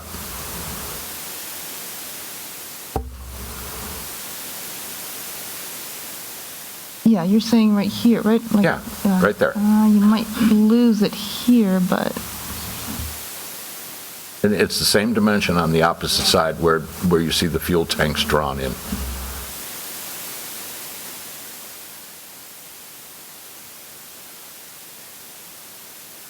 That's something that could be looked at, I'm sure. That's the only way it's going to fly with me, because I don't agree with the variance, but you have that 2 feet plus. Because the 5 foot's going to look tacky, and the other concern I had was in, which kind of also lent to that, I think it was condition 16 that you have that addresses landscaping. And I don't know why we're giving them choices, or applicants choices again, with 15-gallon trees, which are just sticks, that, and then also 24-inch box trees, that we always want the larger trees. We can see the little pretty pictures of how it's going to look in 25 or 30 years when this 15-gallon stick grows into a tree. But that's all that's going to fit in a 5-foot planter. So if you increase that planter width to, let's say, 8 feet, then we can stay with the 24-inch box trees that are larger. Yeah, well, this is a standard for all 15-gallon, 24-inch box. No, we need to change that standard. I mean, we had that discussion on the last project about larger trees. Stater Brothers. Yep. They're sticks. So my last thing is for Chad. And that is just, Chad and I met, we had a discussion just about street improvements, drive approaches, and that I went back, and it's condition 34 that talks about these will be 2 new drive approaches. Okay, that will be up to our current standards, ADA, and that I was going to ask if you had an opportunity, because within that condition, the existing approaches which go away, but all that sidewalk, it's all cracked up. And so I just want to make sure you're aware of that condition, that should be all a removal and replace, except for the ramp right at the Correct, yeah. When plans are submitted, we would condition them to replace everything from the new ramp from the corner of that's the southwest or southeast corner of the property, all the way around to the radius that stays the same, and then going back up towards River Road. All the sidewalk would be replaced. Okay. In conjunction as they do the new driveway approaches. With current ADA approved approaches. Absolutely. Everything has to be ADA. And that was just a follow-up on our meeting on that it was a condition. Alma, that's all I have right now. Unless you... Madam Mayor? Yes, sir. I got a question. Alma, where on there is the fuel tanks that the truck will be unloading? Show over there with that little red dot you have. Yeah.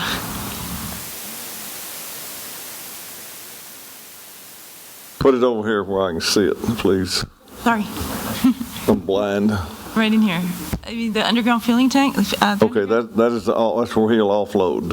Yeah, this is the underground tanks, and basically what I forgot to mention is that they did a turning radius, and that's where you have the 27 feet distance. That's where it helps with the circulation of the truck coming in and out. Okay, so the fuel truck, it'll come down River Road. Yes. And it'll pull in the driveway there off of River and make a sharp right, down, offload, and go back out on 2nd Street. That's my understanding, but the applicant can probably explain that a little further better than I can, but typically that sounds... What's that? The applicant should be able to answer that a little better than I can, but yes, that's... Okay, because I want to make sure that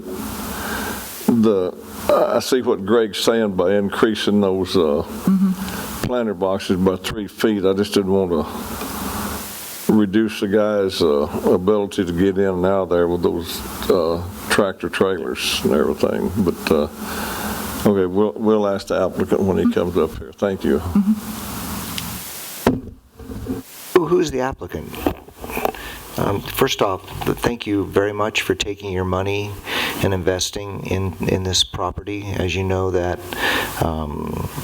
development is in need in terms of just it's a retail center we're trying to improve, and I really, really thank you for investing in it. And I really appreciate the fact that Jack in the Box did the same thing. I don't know about the variance. It concerns me, and I don't think he's meant it this way, my colleague, but I'm always nervous about telling somebody who is investing their money in the city how they feel they need to run their business. I get where Berwyn's coming from in terms of the turning radius. I understand that. I'm interested to hear if that might work for you. I am concerned about the trees. I had noticed that before, and I'd like them to be a little bit better. in terms of the old rules, new rules, the problem is with the old rules is that you built your original, I mean, whoever built it originally to the old rules. So there's some compromise, which I was glad to hear my colleague talked about. What I am concerned about, though, is that I saw the same thing on number 30 on the application, and I just feel like we're still not forcing people, and it's a bugaboo, to fill out the applications accurately.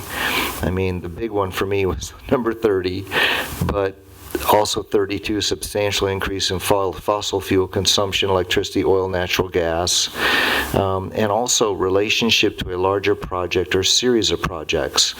It's sitting in the middle of a retail mall.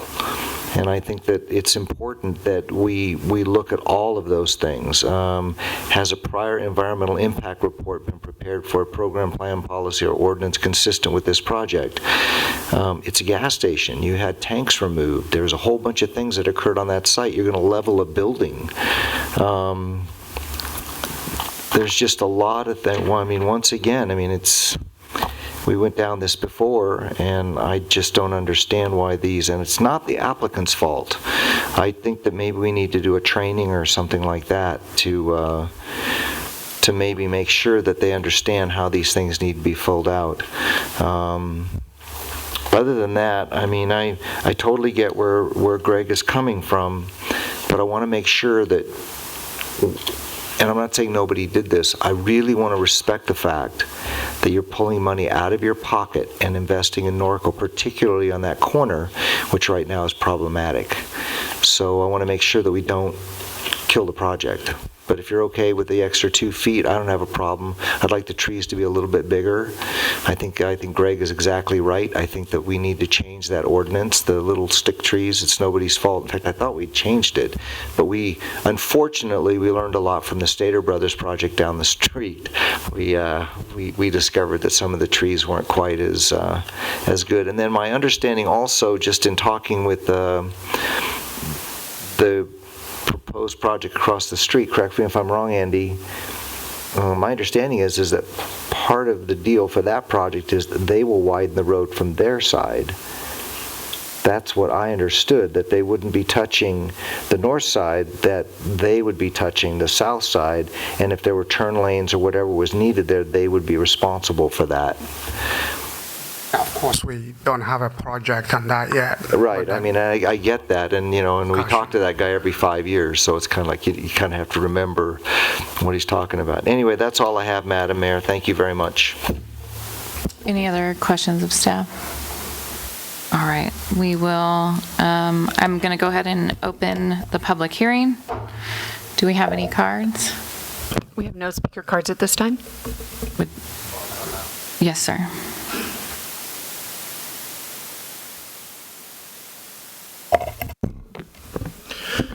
Good evening.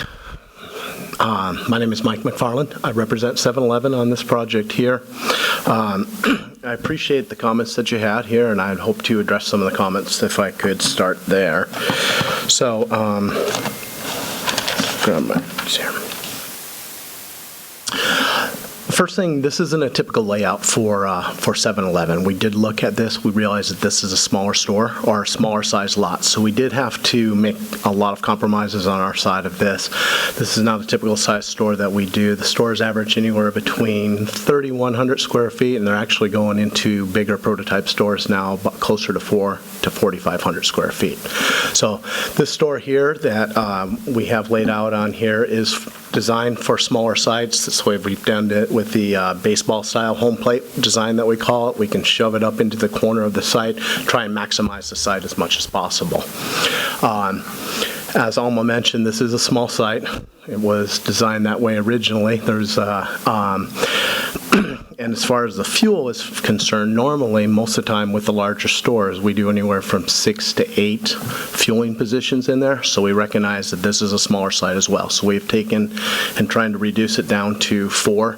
Anything lower than 4, it really doesn't work out from a financial standpoint, and 7-Eleven doesn't typically do that. You might see some older sites out there right now with one pump, 2 fueling positions. We're going back and looking at a lot of those and redoing that, revamping the site sites out to see if we can come back to a better or more gas services in conjunction with the C-store. I will take your comments on the application as well, take those back to my staff, to my project manager, actually, who was running this project here. We were actually in Eastville tonight. He was there tonight for a planning commission. So I'm filling in for him on this one here, but I'll take that back. That's great feedback from me since I'm his supervisor. So I'll make sure that we will review that. So I appreciate the comment that you also said about looking at trying to increase that. We did many layouts on this originally as we've started out from pre-deal approval on this. We probably ran through about 12 different layouts of one configuration or another, trying to maximize the site, trying to meet the code requirements. And if you notice the fuel tanker, it's going to come in, it makes a big turnaround there, coming in off of River Road, and you can see the truck fuel delivery truck route very lightly on there. I hope that everybody can see that. And the truck will come in and it positions itself by the tank there so that it can offload on the right-hand side of the right-hand side of the truck. So we need to have a little bit of room on the other side of the tanks between the canopies so that we can do that. The truck cannot sit over those ports, and if you don't mind.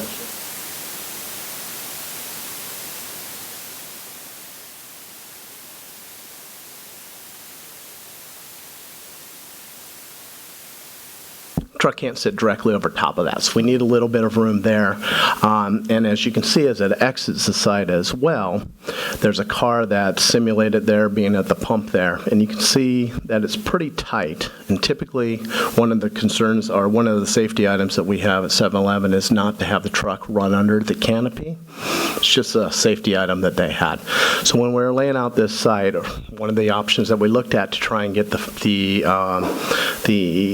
additional landscape is we looked at the tanks at the front of the site there too.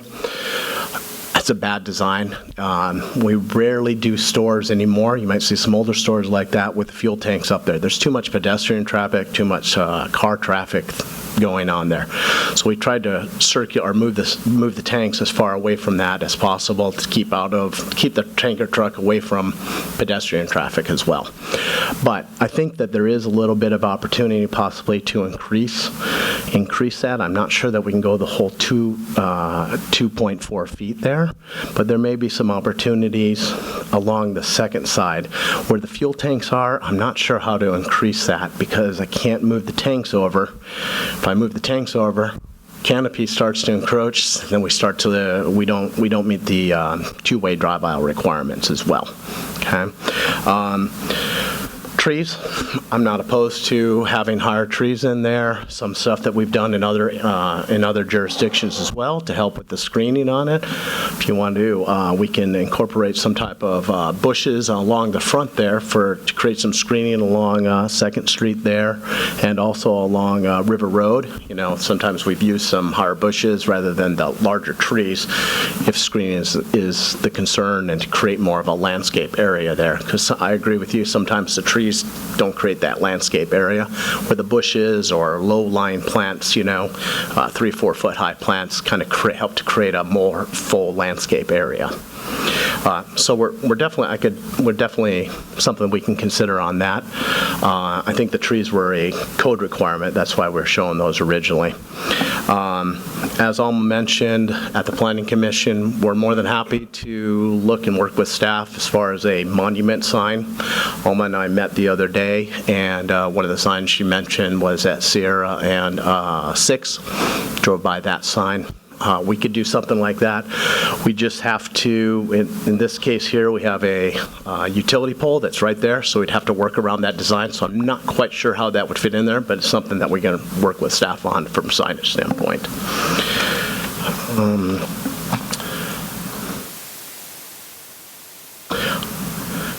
And then we mentioned that, one of the council members mentioned that we are closing down 2 of the existing drives out and putting new drives in there. That should help with the circulation as well, not only on-site, but I know that's always a concern with drive approaches right on the other side of the intersection, people slowing down immediately. So we've moved the drives on this as far away from the intersection as possible, still within our property there.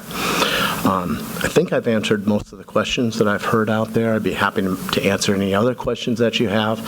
I do want to say that, 7-Eleven is excited about revamping this store. They know it is an older store. Part of what their growth program is going back and looking at, they call it optimization of sites, going out there to see what sites they can optimize, along with looking at new ventures, new sites that they have.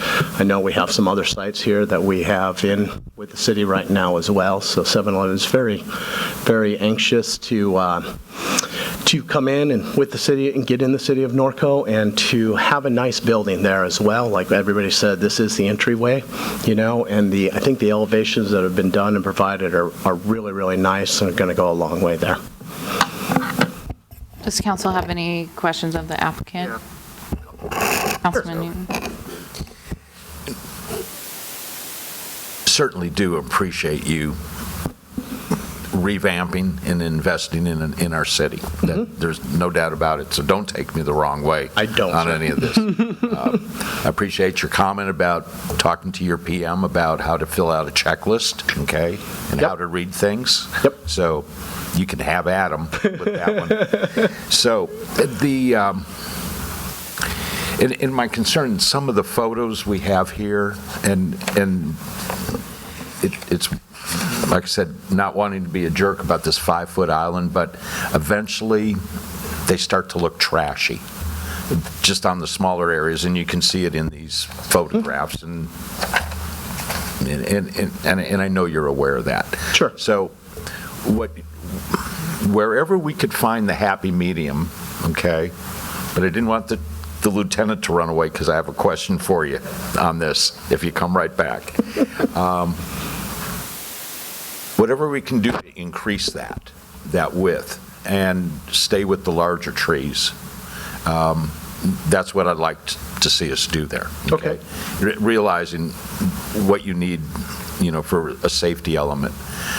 When you brought up the higher shrubs, okay, and the screening, I guess that's my question for the lieutenant, is from a public safety standpoint, when they're driving by, would that, I know they like to look at the building and be able to see it, so with solid screening, landscape-wise, taller landscape, that could be a public safety I think I may be able to address that. So we don't want 20-foot screen out there. Right. So that's why I'd rather see the larger trees. 4 to 4 foot. Right. Sometimes in different agencies, like drive-through areas, they want to see 3 or 4 foot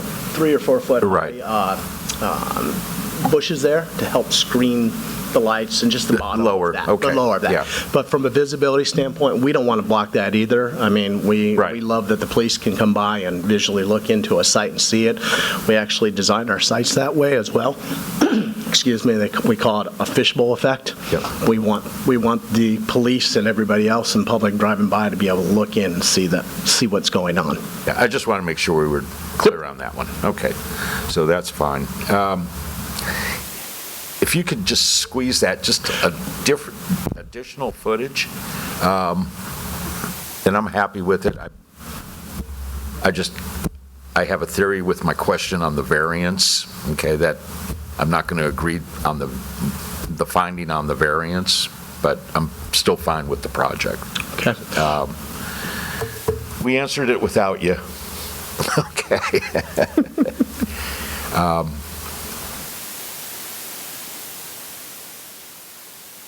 How would you like to work that out, Alma, if to increase the depth of that planter area and with the trees? Can you just be doing that with the applicant? Do you need direction from? Maybe other council members need to talk. I'm just curious if that's on the right path. Right, and that could be something, obviously we're not going to get the 10-foot require a 10-foot buffer, so I guess it'll increase, and I don't know if you want to give direction as far as how much more that we can try to work with. But basically, we do have the variance resolution that can probably just be incorporated. A condition be in there that says, well, see if it says anything in here. Let me pull it up real quick. Mayor, that's all I have. Okay. Councilman Hoffman, did you have a question for the applicant?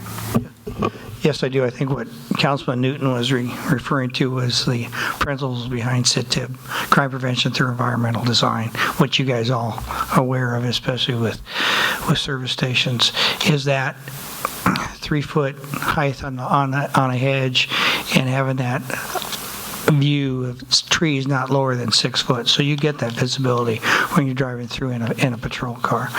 And that's why I was asking about the landscape, and the lieutenant can probably follow up on this if he wants to. I'm not a big fan of having trees on that corner, to be honest with you. I'd rather have the bushes, because the bushes create more visibility than worrying about trees. Also, trees end up creating spots for shade. I know that's a good thing. I'm not against trees. But for a service station that small with that small of turnaround area and park and vehicle access, what it does is it allows, we see it all the time. We see it at the service station on 6th and at the Standard there. Those trees along there, they park there, even though it says no parking. And the reason they park there, because there's a shade tree there. So I'm not a big fan of shade trees on that corner, but I am a fan of shrubbery and making sure the shrubbery is there is aesthetically pleasing. We're not in the 50s and 60s anymore where gas stations just are there. So unless the lieutenant has something else on that, we're talking about the shrubbery, lieutenant, about if on CITIB and what, and I'm going to, you guys are, it's been a while since I attended my CITIB training, unless it's changed. No, you're right. With the trees, if it restricts visibility, then it's harder for us to detect anything that's going on that could be potentially wrong within inside the business.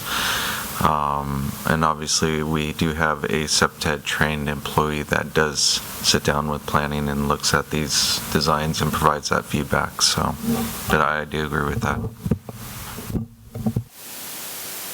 So, yeah, like I said, my suggestion when you go back to the landscaping, I could actually live with the 5 foot if we didn't have to worry about the larger trees there, because they're going to encumber that driveway a little bit more than what you think about. But I still want some landscaping that's going to create aesthetically pleasing something there, unless you guys come up with something there. Okay, real quick, I'm going to interrupt, if I may. So we're in the public hearing portion, not the council discussion portion, so... No, it's fine. I'm just trying to keep you guys in line. So, anything else? No? Okay. So, thank you, Mike, for your time. Thank you very much. Are there any other cards? There are no further speaker Thank you. And if you'll make sure and at least get her your information. Thank you. So, I'm going to close the public hearing. All right, guys, you can have it now. Council discussion. So, yeah, right? Any council discussion? So then we're going to go to council action, which I think Councilman Newton was trying to figure out previously with Alma. So do we have a solution? I would like to just see if the applicant and planning staff, Alma, can just increase that planner accordingly so it will accommodate a 24-inch box tree. I disagree with Ted. I would rather see the trees there, more visual, because you do have those big ugly power lines on River Road that when you start to look up, that's all you're going to see. And I think I'd rather see a tree canopy visually along with the shrubs. Just if you can get it, however you guys can work it out that way. I mean, I support the project, but I still have the issue with, I can't make the finding for the variance, so I'm going to vote against myself on this, that the granting of the variance to avoid practical difficulty, I'm pretty firm on that's a self-created difficulty. And I think that's a valid land use argument, and it's strictly just from that point.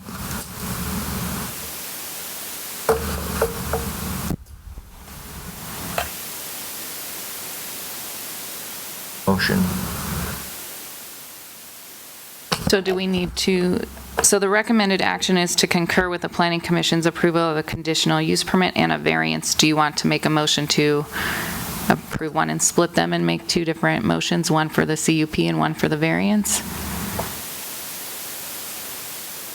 Or is that, how does that work? Because they're joined together right now as is. Yeah, there's no way of splitting them apart. Okay.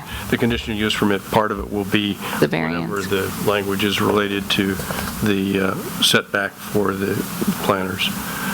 So that'd be included in the CUP, and then the variance, since it won't be 10 feet, approves the language in the CUP. So then I guess my next question would be, does there need to be an amendment for the width of the planters? Yeah, the CUP language needs to be amended to something along the lines of what Greg had indicated, basically maximizing the planter size without impeding the practical difficulties in terms of site circulation. Okay, so the variance, the landscaping buffer pertains to the variance, and I guess the variance resolution is the one that could just be amended? Is that? Well, the CUP does as well, because it's a part of the site plan is a part of the conditional use permit, and the site plan is what's going to be amended. Okay.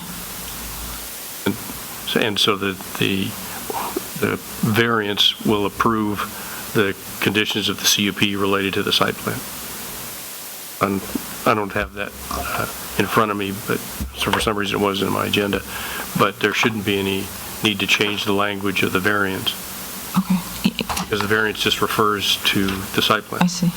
Because the variance resolution does specifically say reducing it to a 5 foot. If it does say 5 feet, then yes, it needs to be, both of them need to be changed. Okay. Maximizing the plan to a nominal width. Yeah, to allow for 24-foot lots, as well as subject to practice. That's probably going to be more than 5, but not probably 10 feet. It'll probably be 8, maybe 7. Yeah, that's why there's still got to be a variance. That's what I'm saying. If you can get the additional 2 feet or 2 feet 4 inches, that's great.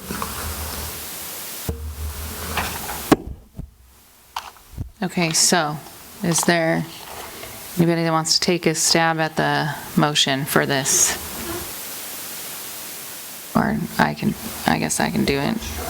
Yeah. All right, I would move to amend conditional use permit 2019-01 and variance 2019-01 to adjust the landscape planter boxes to a nominal width that will accommodate truck 24-inch tree boxes. Is there a second? Second. It's been properly moved and seconded to amend the CUP 20-1901 and variance 2019-01. What about the variance? I did them both. Oh. Yeah. So we're going to amend, and then we're going to have to go back and vote again to approve. So, oh gosh. So it's been properly moved and seconded to amend CUP 20-1901 and variance 2019-01 to make the landscape boxes big enough to accommodate a 24-inch box tree. Oh, you chicken. Okay, so with that, we will proceed to vote on the amendment. Please vote.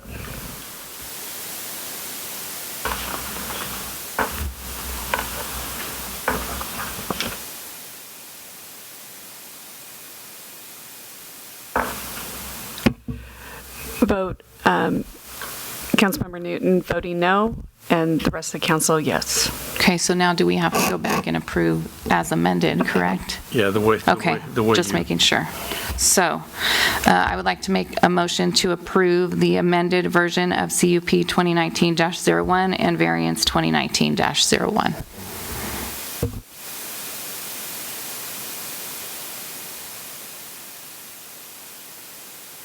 Okay.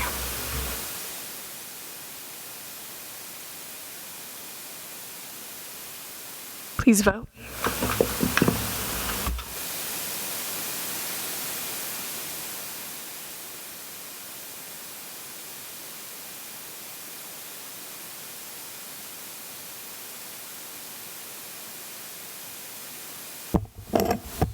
With Councilmember Newton voting no and the rest of the council members yes, motion passes. Okay, thank you. So I have a quick, yes, sir. Just to explain my no vote, it is not about the project. My no vote is on my disagreement with the finding for the variance only. But I certainly support your project, and thank you. Okay, so I have a quick question of council. Our next agenda item, number 7, is the public hearings. The first one we're going to have, there is a break while the ballots are counted. Can you guys wait until that recess for ballot counting for your break?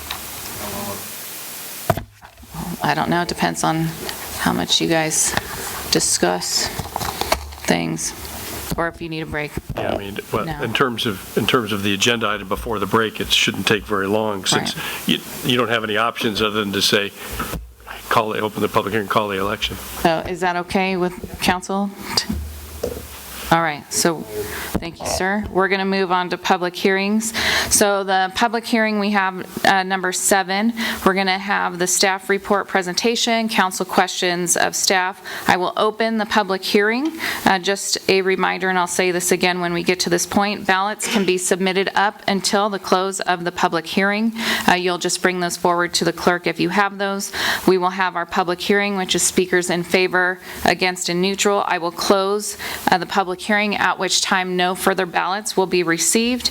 We'll bring it back for council discussion. We will then take a recess while the ballots are being counted, and then it will come back to us for council action. So with that, you are up, sir. Thank you. I'll be brief because we've all heard this a number of times in speeches by me for 12 years, and it's getting kind of boring listening to me, so I'll be quick. Didn't take 12 years. Yeah, I used to have a packed audience. Now I have nobody. I don't know what I've done. Anyway, what's happened here is District 2 has been in the red for a number of years, and we've built up a deficit of about $83,000, of which the city has paid into that to finance that deficit. What the council direction was is that we're not going to do this deficit anymore. We're either going to go move forward with a 218 majority protest hearing in order to totally fund it. And in doing so, the council decision on this 218 hearing was you'll waive the $83,000 plus that is in the deficit as long as it passes on the 218 hearing, and that there's about $16,000, which would have been what was paid back to the city, included in here for fence replacement. That's the budget on this 218 that you have. There's about $219,000 of revenue. We've had a number of public meetings, informal public meetings, of which the majority of everybody there was in favor. Let's raise it because I want to maintain the landscaping level, and I actually want to put some more money aside, not only for the trail fencing, but for reserves, for if we got some more increases that are coming up. And we always know we're going to have increases. So that's what the budget is there in front of you. The key issue again on this thing is that it's a majority protest hearing. And what we have is mailed ballots, and we'll be opening the ballots and tabulating the ballots. And in front of you then we'll have 2 resolutions.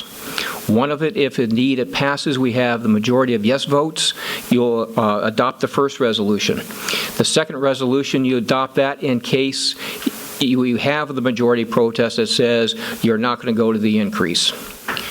Once that is open and we close that public hearing, do the voting, etc., if indeed there is the majority that says, yes, I want to move forward with the increase, then the second public hearing, 7B, is irrelevant.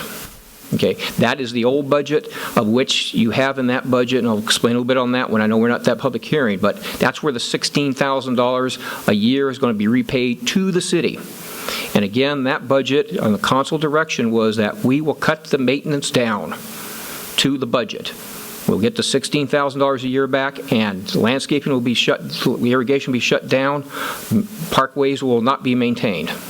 And a few of the other little details we can go into later if indeed we have to go to 7B. So with that, I'll just open it up for questions from the council, and then I'll be quiet. Does council have any questions? All right, very good.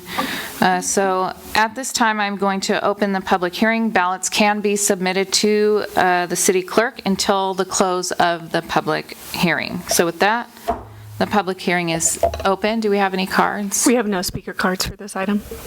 Okay, I'm going to close the public hearing. No further ballots will be received at this time. I'm going to bring it back to council for discussion. Is there any discussion?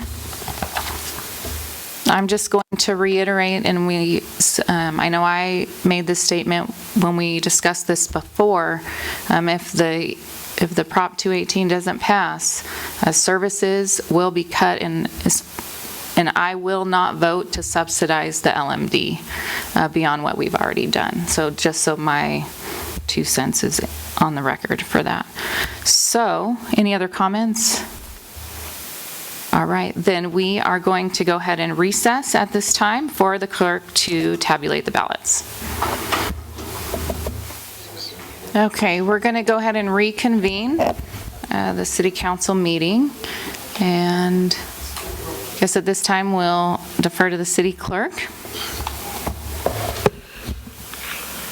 We had received 97 ballots from the public. 50 came in as opposed, 45 in favor, and 2 were blank votes. So the protest would be 50% of the votes, so it is opposed. Okay. It does not pass. Okay. So at this time, the next is for council. On the second resolution. So we're just going to skip, because it says council 42. Oh, because I didn't turn the mic on, sorry. Nobody was complaining. Okay, so,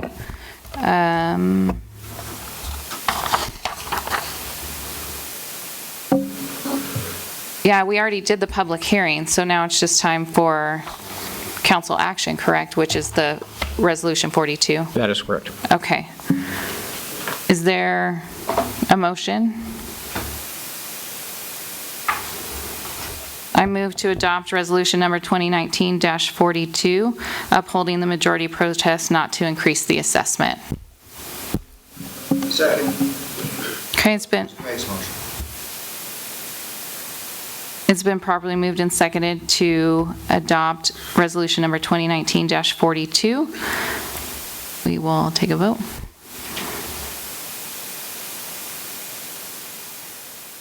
Please vote.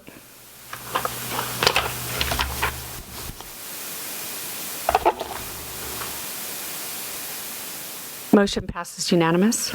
Okay. So then we need to go to the next item B, correct? That is correct. Okay. Dominic, you're up. Yeah, I gave half this report already. Basically, this is the backup report that in case the majority protest was upheld, which it was. Again, this is the budget that only increases by the CPI, which is 3.05 over the previous years. This budget contains the $16,000 reimbursement to the city. That's slightly over a 5-year period. The city will be paid back the estimated $83,000 plus. Again, this is the one that reduces the landscaping. So the parkways will be out, some of the slopes will be out. The trails will still be maintained within this one because that is a safety issue. Okay. As trees die, they will be pulled out by the city. If indeed people want to incorporate the parkways into their landscaping, there will be a process that will be put in place, allowing them to we'll cut the irrigation off to the parkways so that they can reconnect their irrigation system to the parkways. We'll probably come up with a procedure for what can be put into the parkways. I don't particularly like the freedom to put anything you want in there, so we'll probably be coming up and bringing back some parkway planting materials or hardscape that can go into those parkways. Okay, Is that correct, Brian? Okay, I made that up, so I didn't consult with him before I made it, but I thought I'd better. The procedure now is to open the public hearing to see if there's a majority protest for continuing the assessment, and you have the right at that point even to overrule that protest if it does exist. That concludes staff report. Thank you. Does council have any questions of staff?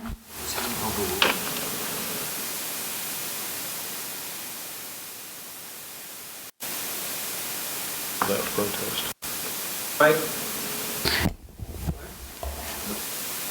All right, so at this time, I'm going to go ahead and open the public hearing.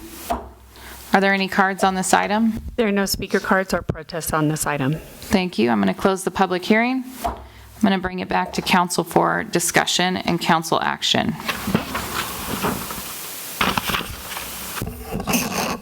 This would be Resolution 2019-43, is that correct? Correct. I'll make a motion to adopt Resolution number 2019-43. Is there a second? It's been properly moved and seconded to adopt Resolution 2019-43. We will proceed to vote. Please vote.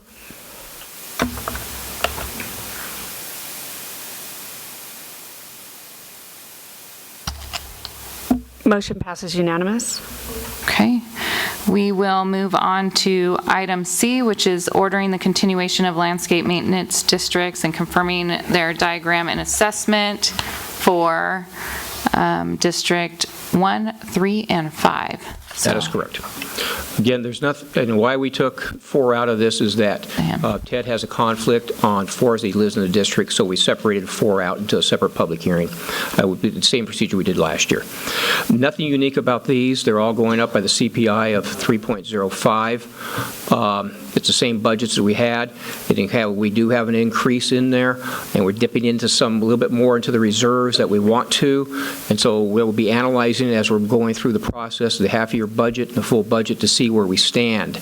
And unfortunately, we'll have 2 of these districts that will be coming back to you for that same Prop 218 hearing probably next year.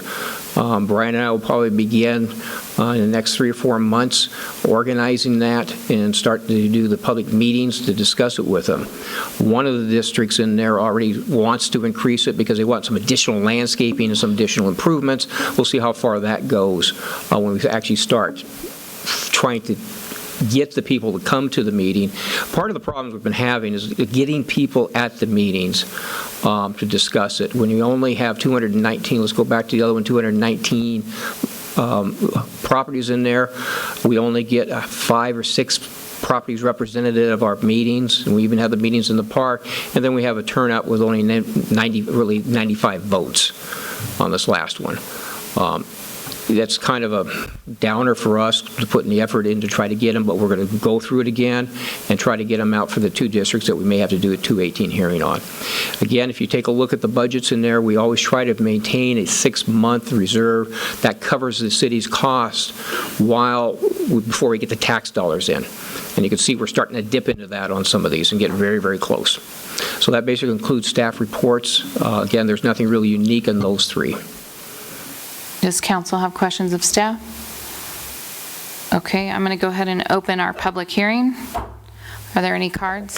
There are no cards on this one. I'm going to close the public hearing, bring it back to council for discussion and action. And there are 3 separate resolutions, correct, for this particular one? Okay. I move to adopt Resolution 2019-40, Resolution 2019-44, and Resolution 2019-46. Second. Okay, it's been moved and seconded to adopt Resolution 2019-40, 2019-44, and 2019-46. Please vote.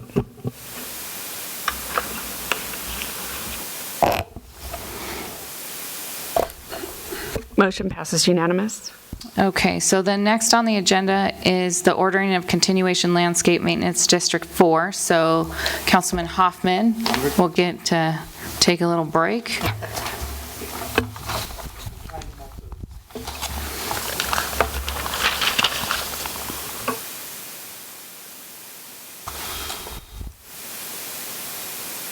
I'll do my normal commentary on this district. This is the best district we have. This is the fun district because the way this one was set up, there's always been extra money in there. So while we continue to raise the assessment level by the CPI, we levy something less.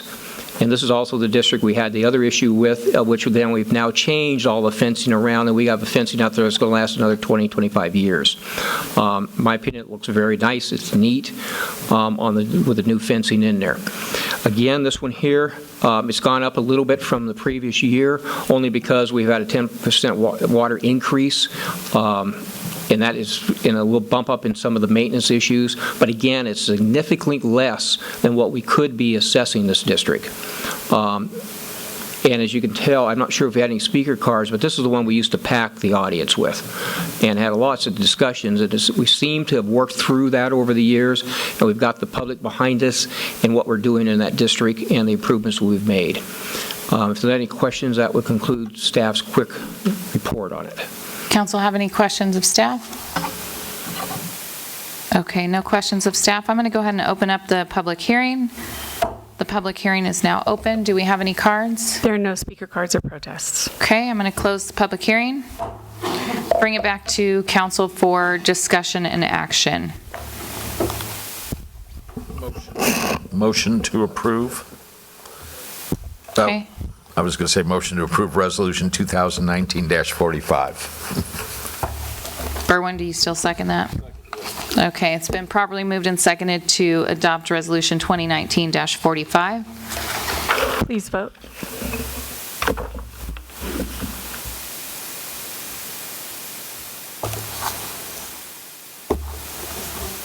Councilmember, oh, he's not here, sorry.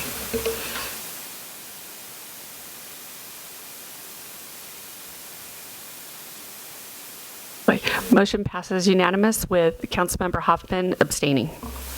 Okay, thank you. So if somebody can let our councilman know that, oh, there he goes. Yeah.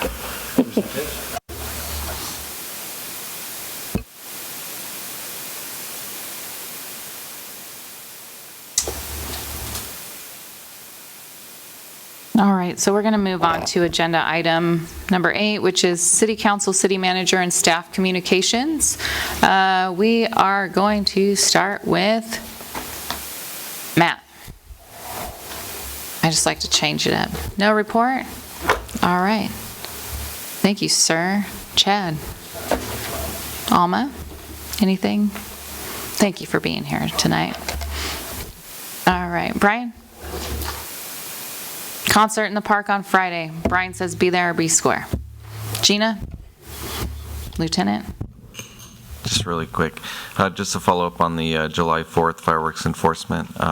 During that 3-day enforcement period with code enforcement and animal control, we fielded 11 calls for service compared to 28 the year before. So calls drastically went down this year. And we cited 2 for fireworks possession. So, all in all, productive weekend. Thank you. Councilman, or Mayor Pro Tem Hanna? Councilman Hoffman? Thank you, Lieutenant, for you guys for working over the weekend. I know with the animal control officers, code enforcement, everybody else, they're all out there. There were some large booms, and hopefully those are, I know those are the $2,000 violations, so hopefully we got one. Okay, well, that's better than none.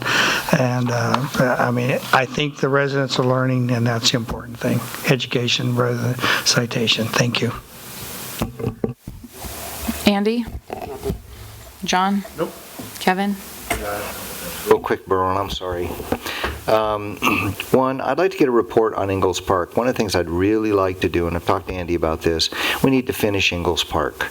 That means if there's any ancillary things that people think, but I would love to get a report.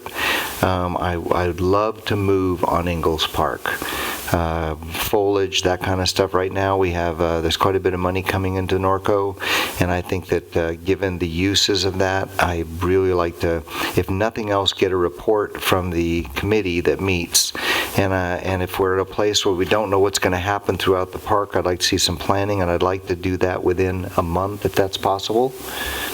I'd like to, what's the goal for the pole barns? What's the goal for expansion? What kind of plants? I really think that enough is enough, and I think now's the time to do that. It's becoming a lone destination point in Southern California. Two, I had mentioned Norco College. Is there any interest in maybe, or do we just do it through the advisory committee? Is there any interest in forming a committee where we look at suggesting or looking at what it would be to pull away from the district? They can't bring it up themselves. They can't do anything, the people on the campus, but I know there's overwhelming support for this. And it might be a way for the college to actually get their fair share of the money based on population. I would be in favor of that for a couple reasons. Number one, unfortunately, I do think Norco College is not getting their fair share. And then the second part is, with the focus on career technical education, there is a ton of money in the CTE areas. And so if there was a time to move away, the funding sources are potentially there to do that at this time. So how would we proceed? Don't know. My understanding is it has to go to a community vote, but there would have to be a campaign to do that. But I mean, just the feasibility of it. Right. I mean, how do we do an exploratory committee to begin with? Maybe talk to the trustees to begin with, tell them that's what we're thinking. Maybe I've already talked to some of the other cities, and they are interested in doing this. Whether or not that would translate into a campaign. No, I know it is. It's a lot. Yeah. No, I get it. Whether that requires state approval. It has to be done from the community, though. How about if we just figure out if it's possible, and maybe we send a letter from our council to the trustees stating we really didn't understand this, and I don't know, I think we should in some ways address their union leadership. The woman who wrote that one thing, she's actually the president of the union now. And I think that kind of behavior, I think somebody needs to stand up and say, you need to respect our community more. Maybe something along those lines. But I also think maybe we make an appointment with Andy and the mayor and whoever she wants to appoint, and maybe meet with the trustees, or maybe meet with Bill Hedrick and say, what the hell's going on? Maybe start there. Starting with Bill Hedrick makes most sense. Yeah, he may be out of town. Kevin, I'll agree with you on some of it, but I just think we have to be very careful with using city funds and city staff for this. Meeting with the school district personnel and the college trustee at Hedrick, since he's going to live here, is probably suitable. But I don't think this is actually a community college deal, and I hate to see us as an individual city be involved into a community college. The same thing as I would not want them to be involved in our city election. So I think we need to draw that line between the two. And I understand where you're coming from. It seems like we're being picked on, but the conversation should be started with with Hedrick and see where we go from there. And realistically, without support and maybe even direction from the trustees, it's not going to happen. I don't know that, and I don't know exactly what the process is. I'd like to find out what the process is. Also, that's part of my problem, is we've already expended staff time to deal with our roads, to deal with the veterans program, to deal with the housing and all that kind of stuff. And the lack of respect in that room after we spent money was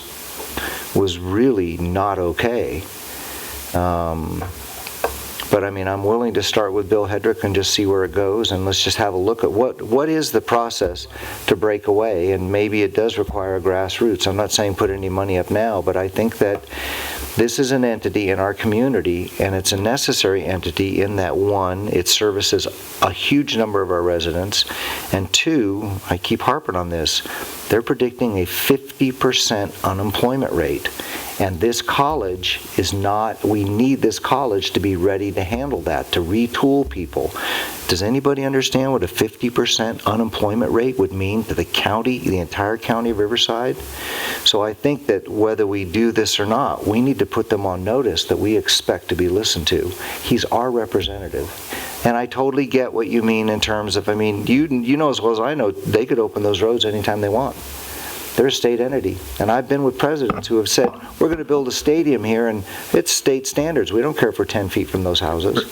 So Just a reminder that this isn't agendized. Okay, well, anyway, so we'll start with maybe meeting with Bill Hedrick, and we'll let the mayor decide who she wants to take, and then start there, and then maybe if we just look into what it takes to break away from a district. All right, thank you. And Brian, how did Eastville get an $8 million grant for 2 trails?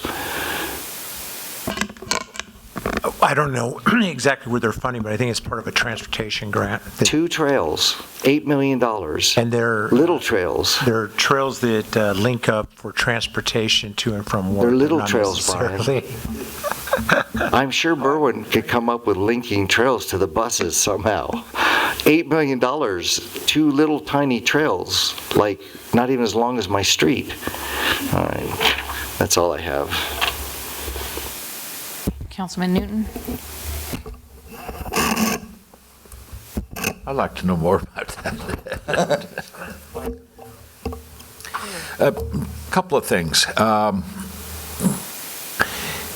going to ask for council support on Andy, that maybe we have I'll call it a discussion on what our policies are,